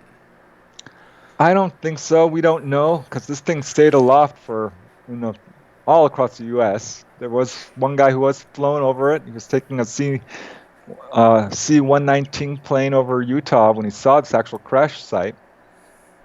He flew right over it, and he said that the object was on the ground. The hills around were clearly distinguishable from the light, and that it was as bright as daylight. In fact, lit up the area for 10 miles around, he said. So there's a lot of information supporting this from all kinds of different sources. It's a great case.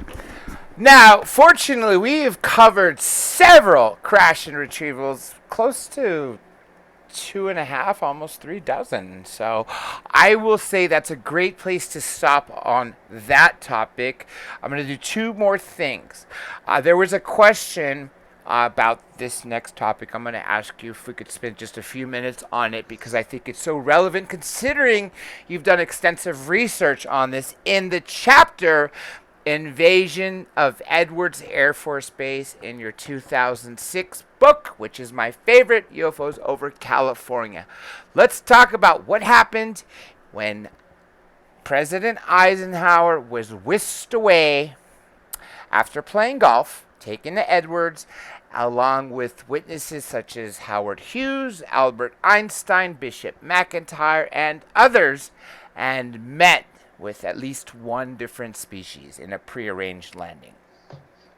Yeah, it's really one of the most incredible events in UFO history. I'm surprised more people don't know about it. I think it rivals what happened at Edwards, really rivals what happened at Roswell. This is a very, very big event. And this meeting on February 17th, 1954, where Eisenhower suddenly disappears. The press goes crazy. They Some reported that he had actually died. Later, he's like, no, it was just a toothache. Yet the dentist's wife doesn't recall the dentist working on his teeth that day. Right. So this story started to immediately unfold. Harold Wilkins, who was really had his finger on the pulse during this time, heard from an inside source that the purpose of this visit was not a golf tournament had been advertised, but that it was actually going to Edwards to view alien bodies in UFO craft, and to have an actual meeting between humans and live ETs. Now, a lot of researchers started looking into this, and we're like, wow. Jenny Randles was like, there's a lot of information. Bill Moore as well. So all we knew at first was he had disappeared. But one researcher, Desmond Leslie, he apparently talked to an Air Force officer who was present during this incident and said that he saw that there was a landing. There was a disc. It was 100 feet in diameter. It was in full view of everybody on the base runway. The entire base was put on lockdown and high alert. No one was allowed to enter. No one was allowed to leave. So Harold Wilkins is the one who really broke this wide open when he got a letter from... Let me guess. Gerald Light? Yeah, Gerald Light and Meade Lane were the ones who were conversing about this. Gerald Light was a UFO researcher, pretty well connected. If you don't mind, I have the letter in front of me. I'm going to go ahead and read it for everybody. Writes Light. My dear friend, I have just returned from Muroc, which, in case of those of you who don't know, Muroc Airfield was the name of Edwards Air Force Base prior to being renamed Edwards. The report is true, devastatingly true. When we were allowed to enter the restricted section after about 6 hours in which we were checked on every possible item, event, incident, and aspect of our personal and public lives, I had the distinct feeling that the world had come to an end with fantastic realism. For I have never seen so many human beings in a state of complete collapse and confusion as they realized that their own world had indeed ended with such finality as to beggar description. The reality of other plane aeroforms is now and forever removed from the realms of speculation and made a rather painful part of the consciousness of every responsible scientific and political group. During my 2-day visit, I saw 5 separate and distinct types of aircraft being studied and handled by our Air Force officials, with the assistance and permission of the Etherians, aka ETs. I have no words to express my reaction. It has finally happened. It is now a matter of history. President Eisenhower, as you may have already known, was spirited over to Muroc one night during his visit to Palm Springs recently. And it is my conviction that he will ignore the terrible conflict between the various authorities and go directly to the people via radio and television.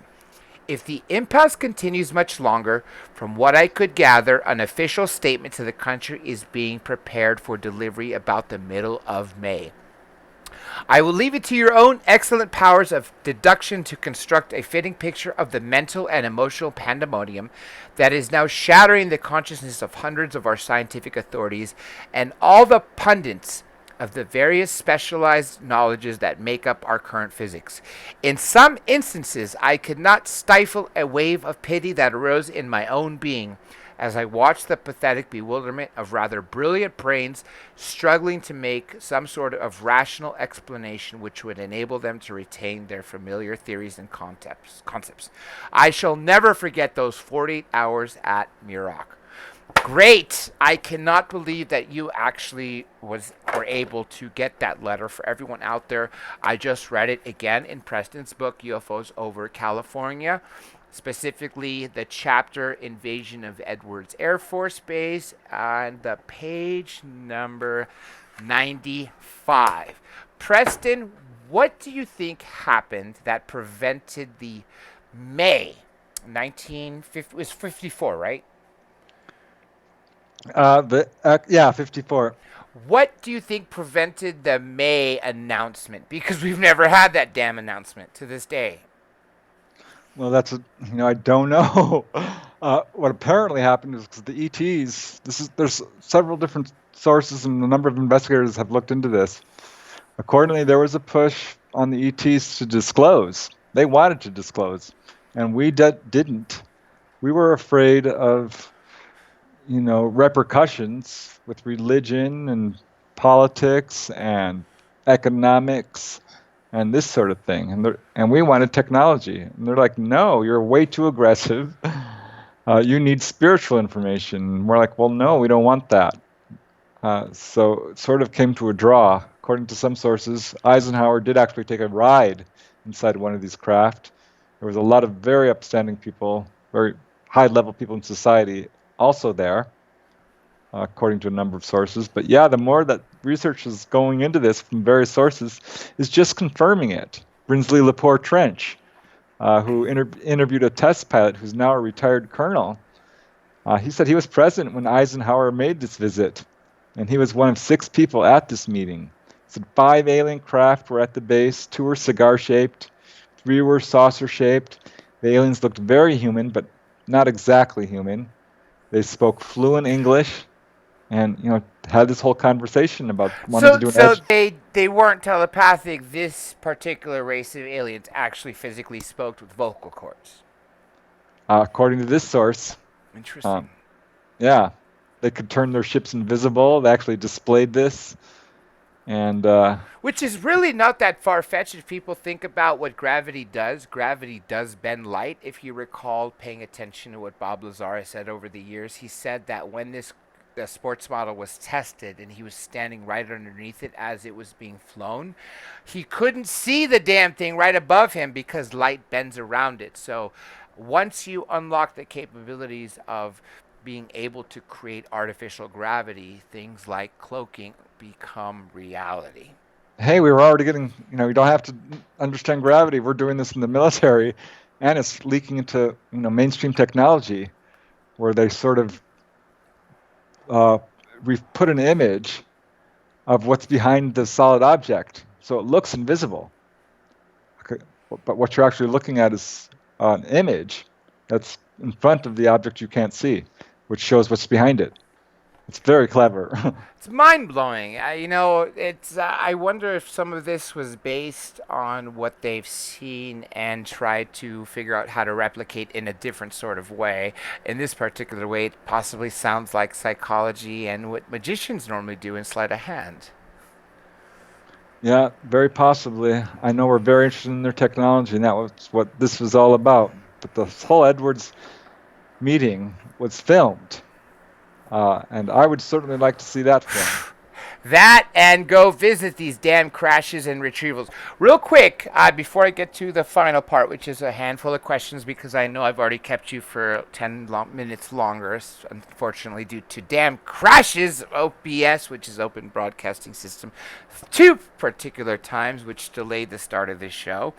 Let me ask you what your opinion is on the footage I sent you, which, according to multiple sources, is real. The Skinny Bob family vacation, which also includes a crash. Yeah, I've always been intrigued by the Skinny Bob footage, and I reviewed what you sent me with the actual object there. The crashed one, right? And I'm like, wow, we could be seeing this stuff. If you go on the internet, there's some very excellent footage, and there's a lot of disinformation, but I think a lot of this stuff is real, and we're seeing it, and we just don't have the official confirmation. I'd love to know if what you showed me was real. It's not the best footage. It isn't. It's allegedly it ranges from 42 to 61, but again, when I've asked people who have had contact or abductions, people who don't know each other, Right. if there's any footage that they've ever seen that looks similar to what they've seen, they said identical to Skinny Bob, including the black sweatshirt with the high collar. Also, Right. I've heard from an Air Force Office of Special Investigation officer that he was shown 20 minutes of footage after an ET event at Kirkland Air Force Base in 1980. And he said that about a minute of that footage was released and is available on the internet. And I said, "Is it the Skinny Bob footage?" And he says, "I don't know, but I'd have to see it." So we finished the interview, and I was still on the phone with him. I sent it to him. And he says, "Yes, this is exactly what I saw. This is only a portion of what I'd seen." And he said that one part where Skinny Bob is looking to the left and has his arm moving, he said what you don't see, which is cropped out, is a scientist sitting across from Skinny Bob with a table between the two of them. And Skinny Bob is communicating using things like children's blocks with letters on them and other telekinesis, telepathic communication things. Again, that's why I find it so credible, because of the so many different people that universally all say of every single piece of footage they have seen online, those are the ones that have taken them. Now, that's not to say that's the only group that's taken them. As we know, there are a lot of different groups involved, but at least I have found more than a few people. And for anybody out there wondering how I pay attention to veracity of different events and footage and different things like that, is if someone says that they were abducted at night by reptilians and greys in a flying saucer, and then the next person says they were abducted during the day by reptilians in a triangle, and then the third person says they were also abducted by reptilians during the evening in a flying saucer. Well, what are the commonalities between those three cases? Reptilians. So that is one of the approaches I take when it comes to investigating myself, and that's why I have given this Skinny Bob so much, I guess, I don't know what the proper word is, but so much, I don't want to say Credits. baggage. Yeah, thank you, thank you. Well, with that being said, Preston, let's take a few questions. We'll do our best to take just a couple since we are well over the time. And if anyone has a super chat question, I will put you in front of the line.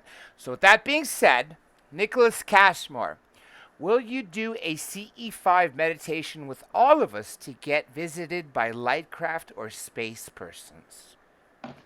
I have done this numerous occasions. That there's a very strong CE5 movement. There's groups who are doing this regularly, which I have participated in. I did a worldwide one and had a remarkable CE5 event here in Topanga Canyon, where I was leading a meditation.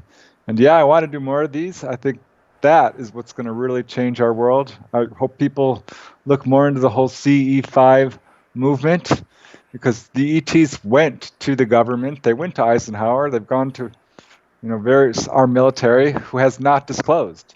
So now there's a grassroots movement, I think. And if our government is not going to disclose, well, we don't need them. We're not going to believe them anyway if they don't start telling the truth.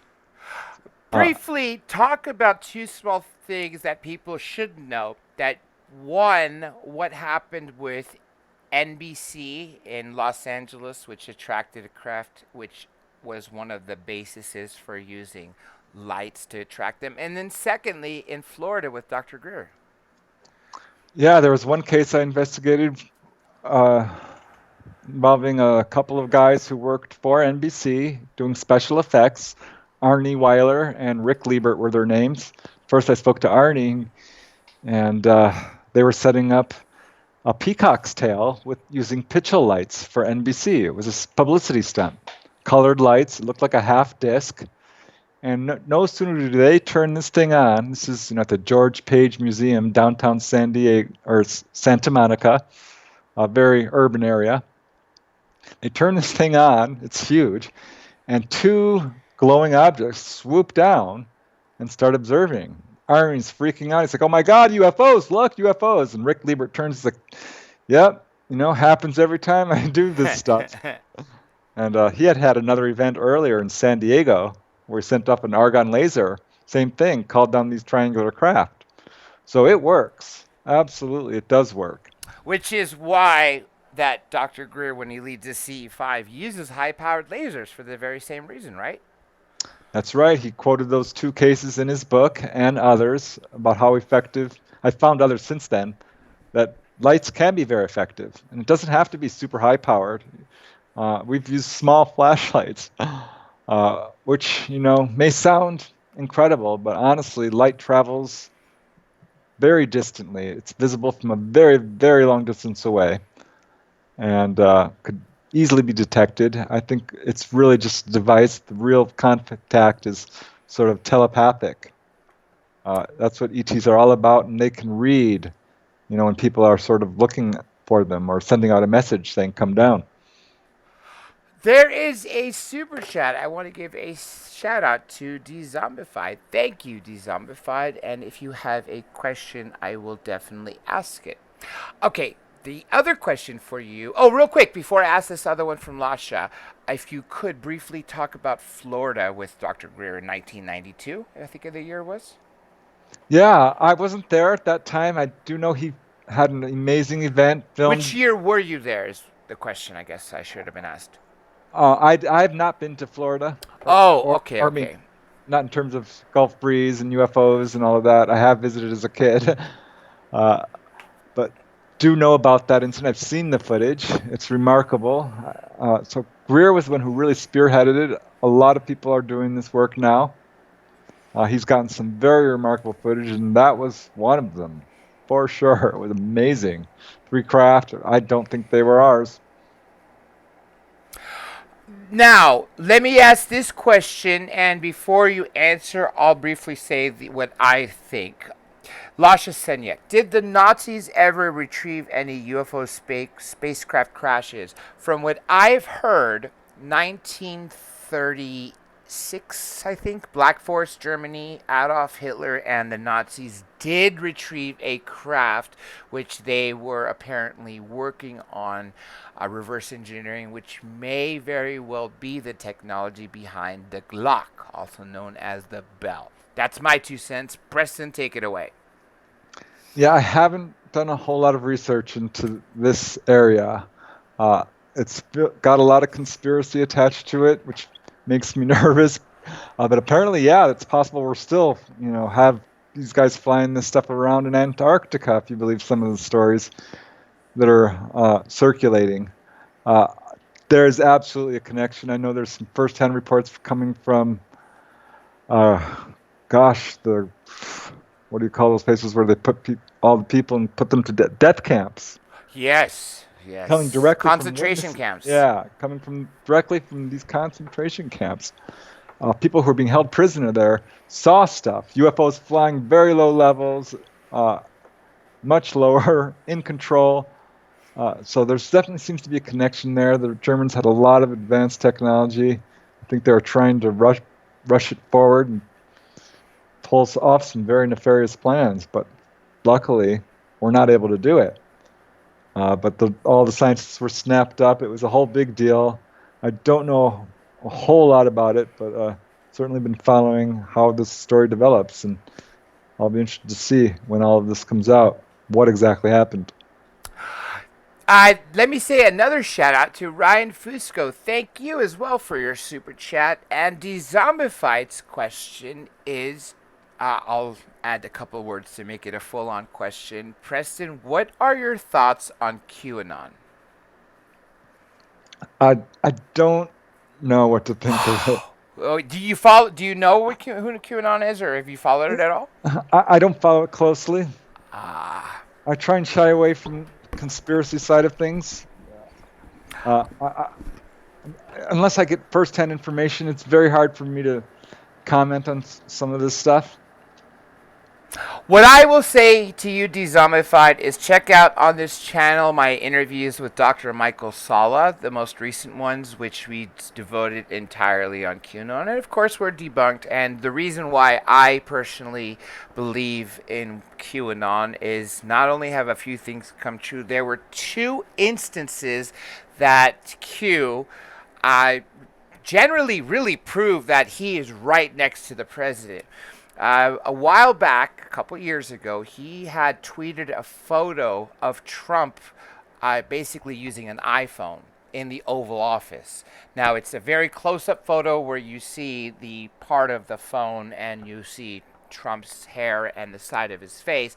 And after tweeted that, which was also posted on QAnon.pub, Trump immediately tweeted one of his tweets, like within seconds. And the fact that QAnon sent that picture first while Trump was on his iPhone is one of the great things. There was another photograph that QAnon took aboard Air Force One, which he took a picture of someone's iPhone, which showed the reflection of Trump's office on Air Force One.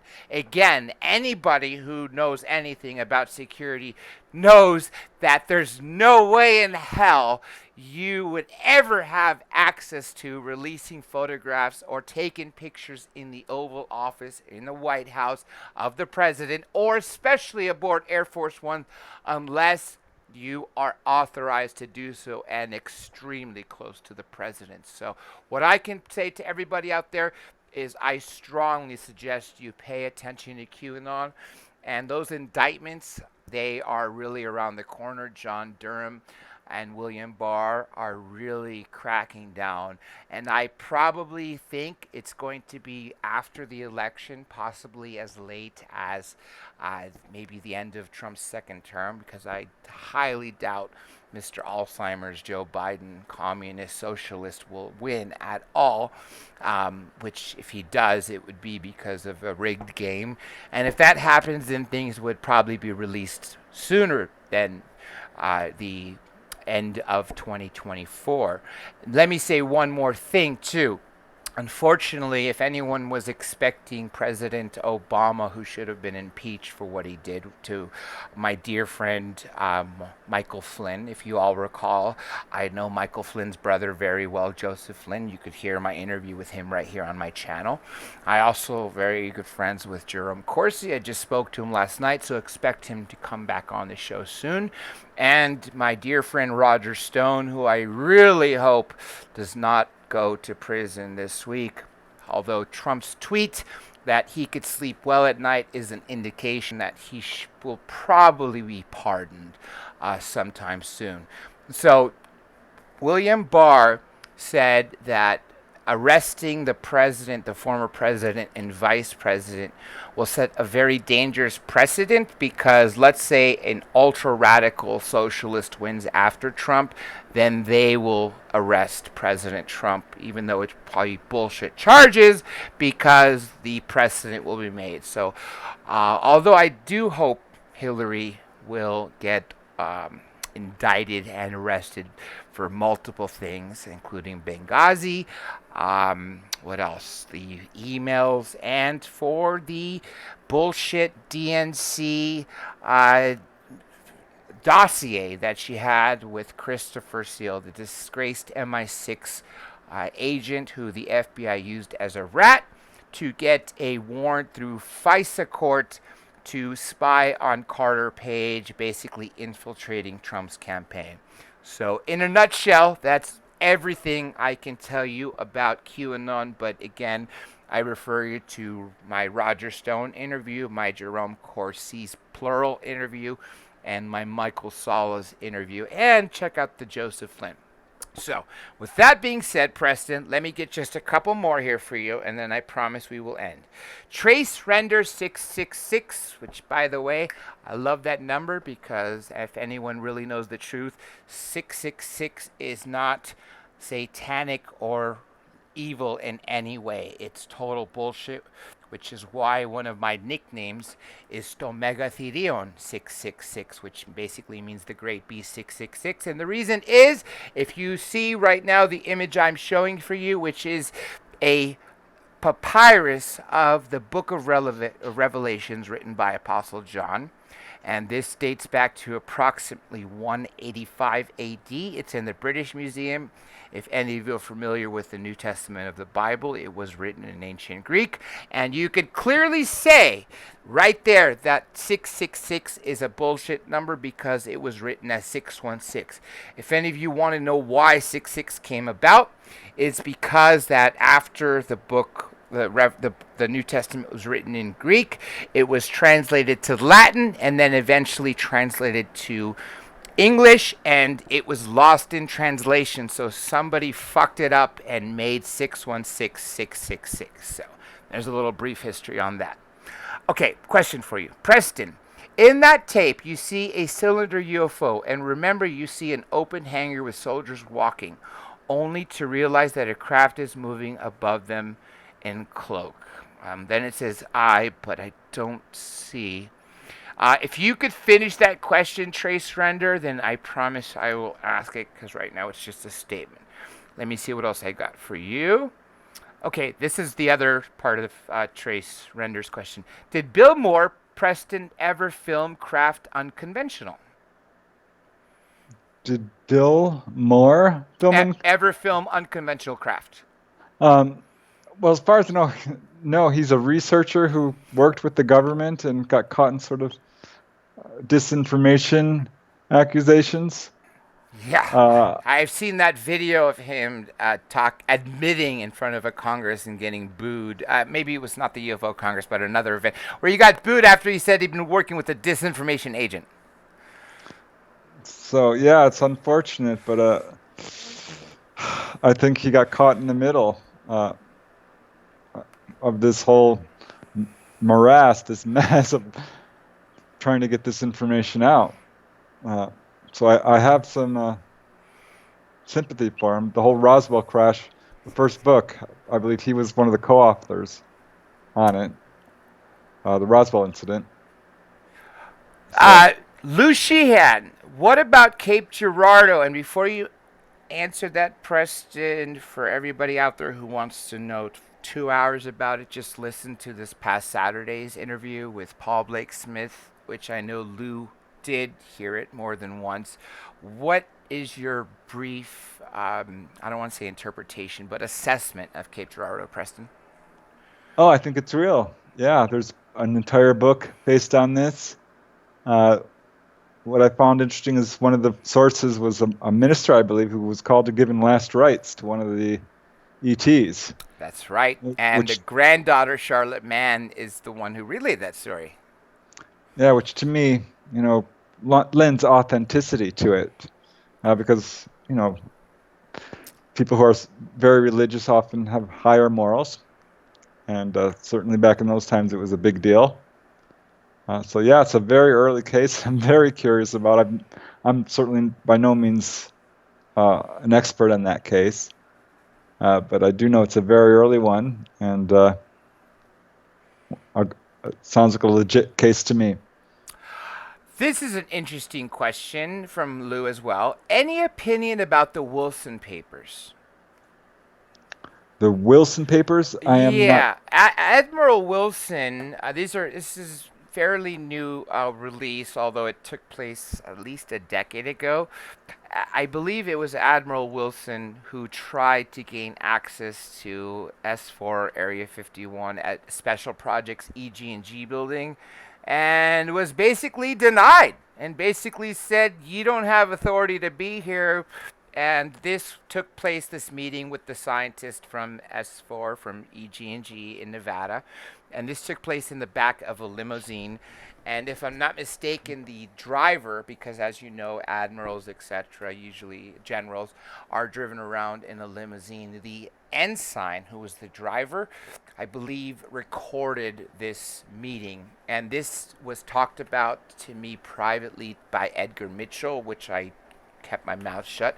Jeremy Corbell also heard this from Edgar Mitchell, and then this was made public a couple years ago, and Bob Lazar, Jeremy Corbell did talk about it on Joe Rogan Experience about a year ago. That's what I know about it. Yeah, I wish I could tell you more, but I'd have to look into it. So I really don't have any comment on it. other than all, like Here is a question, Preston, directed to me, and I'll answer it, but then I want you to answer it in what you think. This is from Janelle Lazaro. Dr. J, do you believe that there are ETs in the White House? I have heard that there was one in the past. The name is eluding me. Val something. I'll think of it briefly and I'll come back to that. But Preston, do you think there are any ETs in the White House? Val Thor. That was uh, Valiant Thor. That was the one that I heard of. Valthor, Frank Stranges, who I met, by the way. He was a very nice guy. I know about the Valthor case. It's intriguing. I'm not sure I believe all of it. I don't know if ETs have been directly in the White House or not. I am absolutely convinced that all presidents know more than the average person, for sure. Pretty much all of them have made very strong statements on this subject. And I don't know how much they know, but they know something. Let me tell you what scares the shit out of me. ETs that look identical to us could very well be working in the White House, and we have no freaking clue. I'm sure there are ETs that look just like us who have infiltrated society. There's a lot of cases of ETs that do look just like us, but have being seen in public places, whether it's a casino, a number of cases there, and it's not just Charles Hall. Yeah, thank you. That's what I was thinking of. It's not just him; other people have seen him too. But yeah, gas stations, bookstores, on buses, subways, at restaurants, in places you'd never expect to see them. So I do think that probably they have infiltrated all levels of society. Not sure it's something we have to fear, though. With that being said, there's one final question I'm going to ask you if you know about it. This is also from Janelle Lazaro. What about the tall woman that was in the press briefing several months ago? I think the earlier part of it was in the press briefing along with our president. Do you know anything about that? I've heard rumors of these things. Yeah, I I'm following it, but I don't believe anything these days. I've become a little bit skeptical of a lot of these stories that are flying around. You have to be very careful in this field. I don't blame you because there is a lot more disinformation than there was, say, 30 years ago. Yeah, so yeah, I think you really want to try. I personally try to keep my investigations confined to stuff I can confirm, or I can't go chasing off every wild rumor out there. But I certainly think there's going to be a lot of very exciting developments and quick moving. And it's going to be very hard to track what's going on in this field because it's busting wide open. It already is really hard. That's true. That's true. With that being said, let me throw a couple announcements out there. First of all, there is three documentaries that I made in conjunction with Third Phase of Moon. So I have loaded one into OBS. I will stream it to you folks since most of you have not seen it, and it's really important and amazing footage that you do see. And I just like your opinion on when to stream it. I also have some amazing footage courtesy of Third Phase of the Moon that they got that I will be giving a commentary about that I will release in the next 24 to 36 hours. And remember, Thursday, I have a super special for you folks that I encourage you all to be around. Now, that day, it will happen that morning, that special part at 11 a.m. Pacific, 2 p.m. Eastern for a whopping 30 minutes. You do not want to miss it out because I have been chasing this person for 8 years, and as long as nothing screws up from now and then, you will have a chance to hear from him and possibly interact with him. With that being said, Preston, always thank you so much. Stay by for a quick second so I could talk to you off air. And let's talk about this moment where people can find you and your books and what's coming up for you, where people can see you and check out your lectures. You can check out my website. It's prestondennett.weebly.com.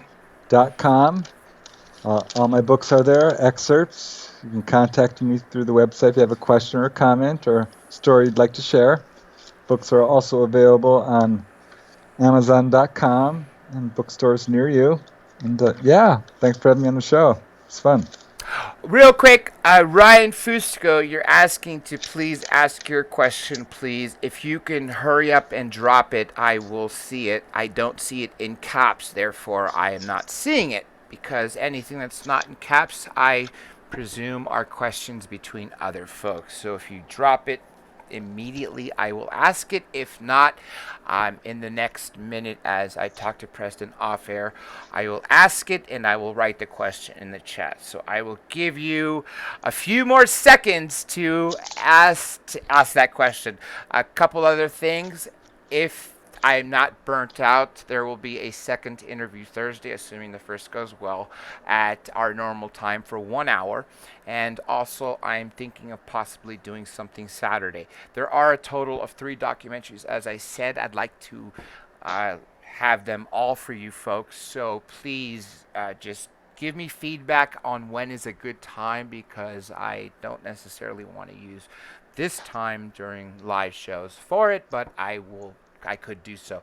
And I would also like your opinion if you folks think it's relevant for me to do a 1 hour on um, Wednesdays, which I would be off before Linda Moulton Howe. This is the Lions question, Preston. I meant to finish. I'm waiting for Ryan's question, which he's asked a couple times, that if I please ask it for you. So if you want to hang by for one quick second, here's Lions question, and hopefully Ryan will ask it. If not, we'll have to end. The Lions question. Does Mr. Dennett have any insight on the meetings between Eisenhower and Valiant Thor, specifically in regards to future arrivals? No, I can't say that I do, but sounds interesting. Well, with that being said, Brian, I'm sorry I do not see your question popping up right now, but if you drop it the moment we finish, I will ask Preston your question. Oh, hold on a second. Here it is. Don't forget to follow Preston Dennett's page on YouTube. He does some pretty awesome videos about his books. Yes, he sure as hell does. So I definitely agree with that.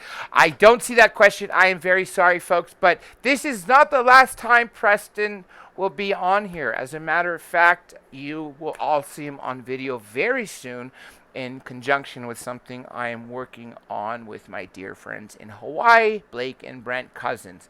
So stay tuned for that. And again, I'm always the one that responds to YouTube comments after the live streams. It's not someone else, it is me.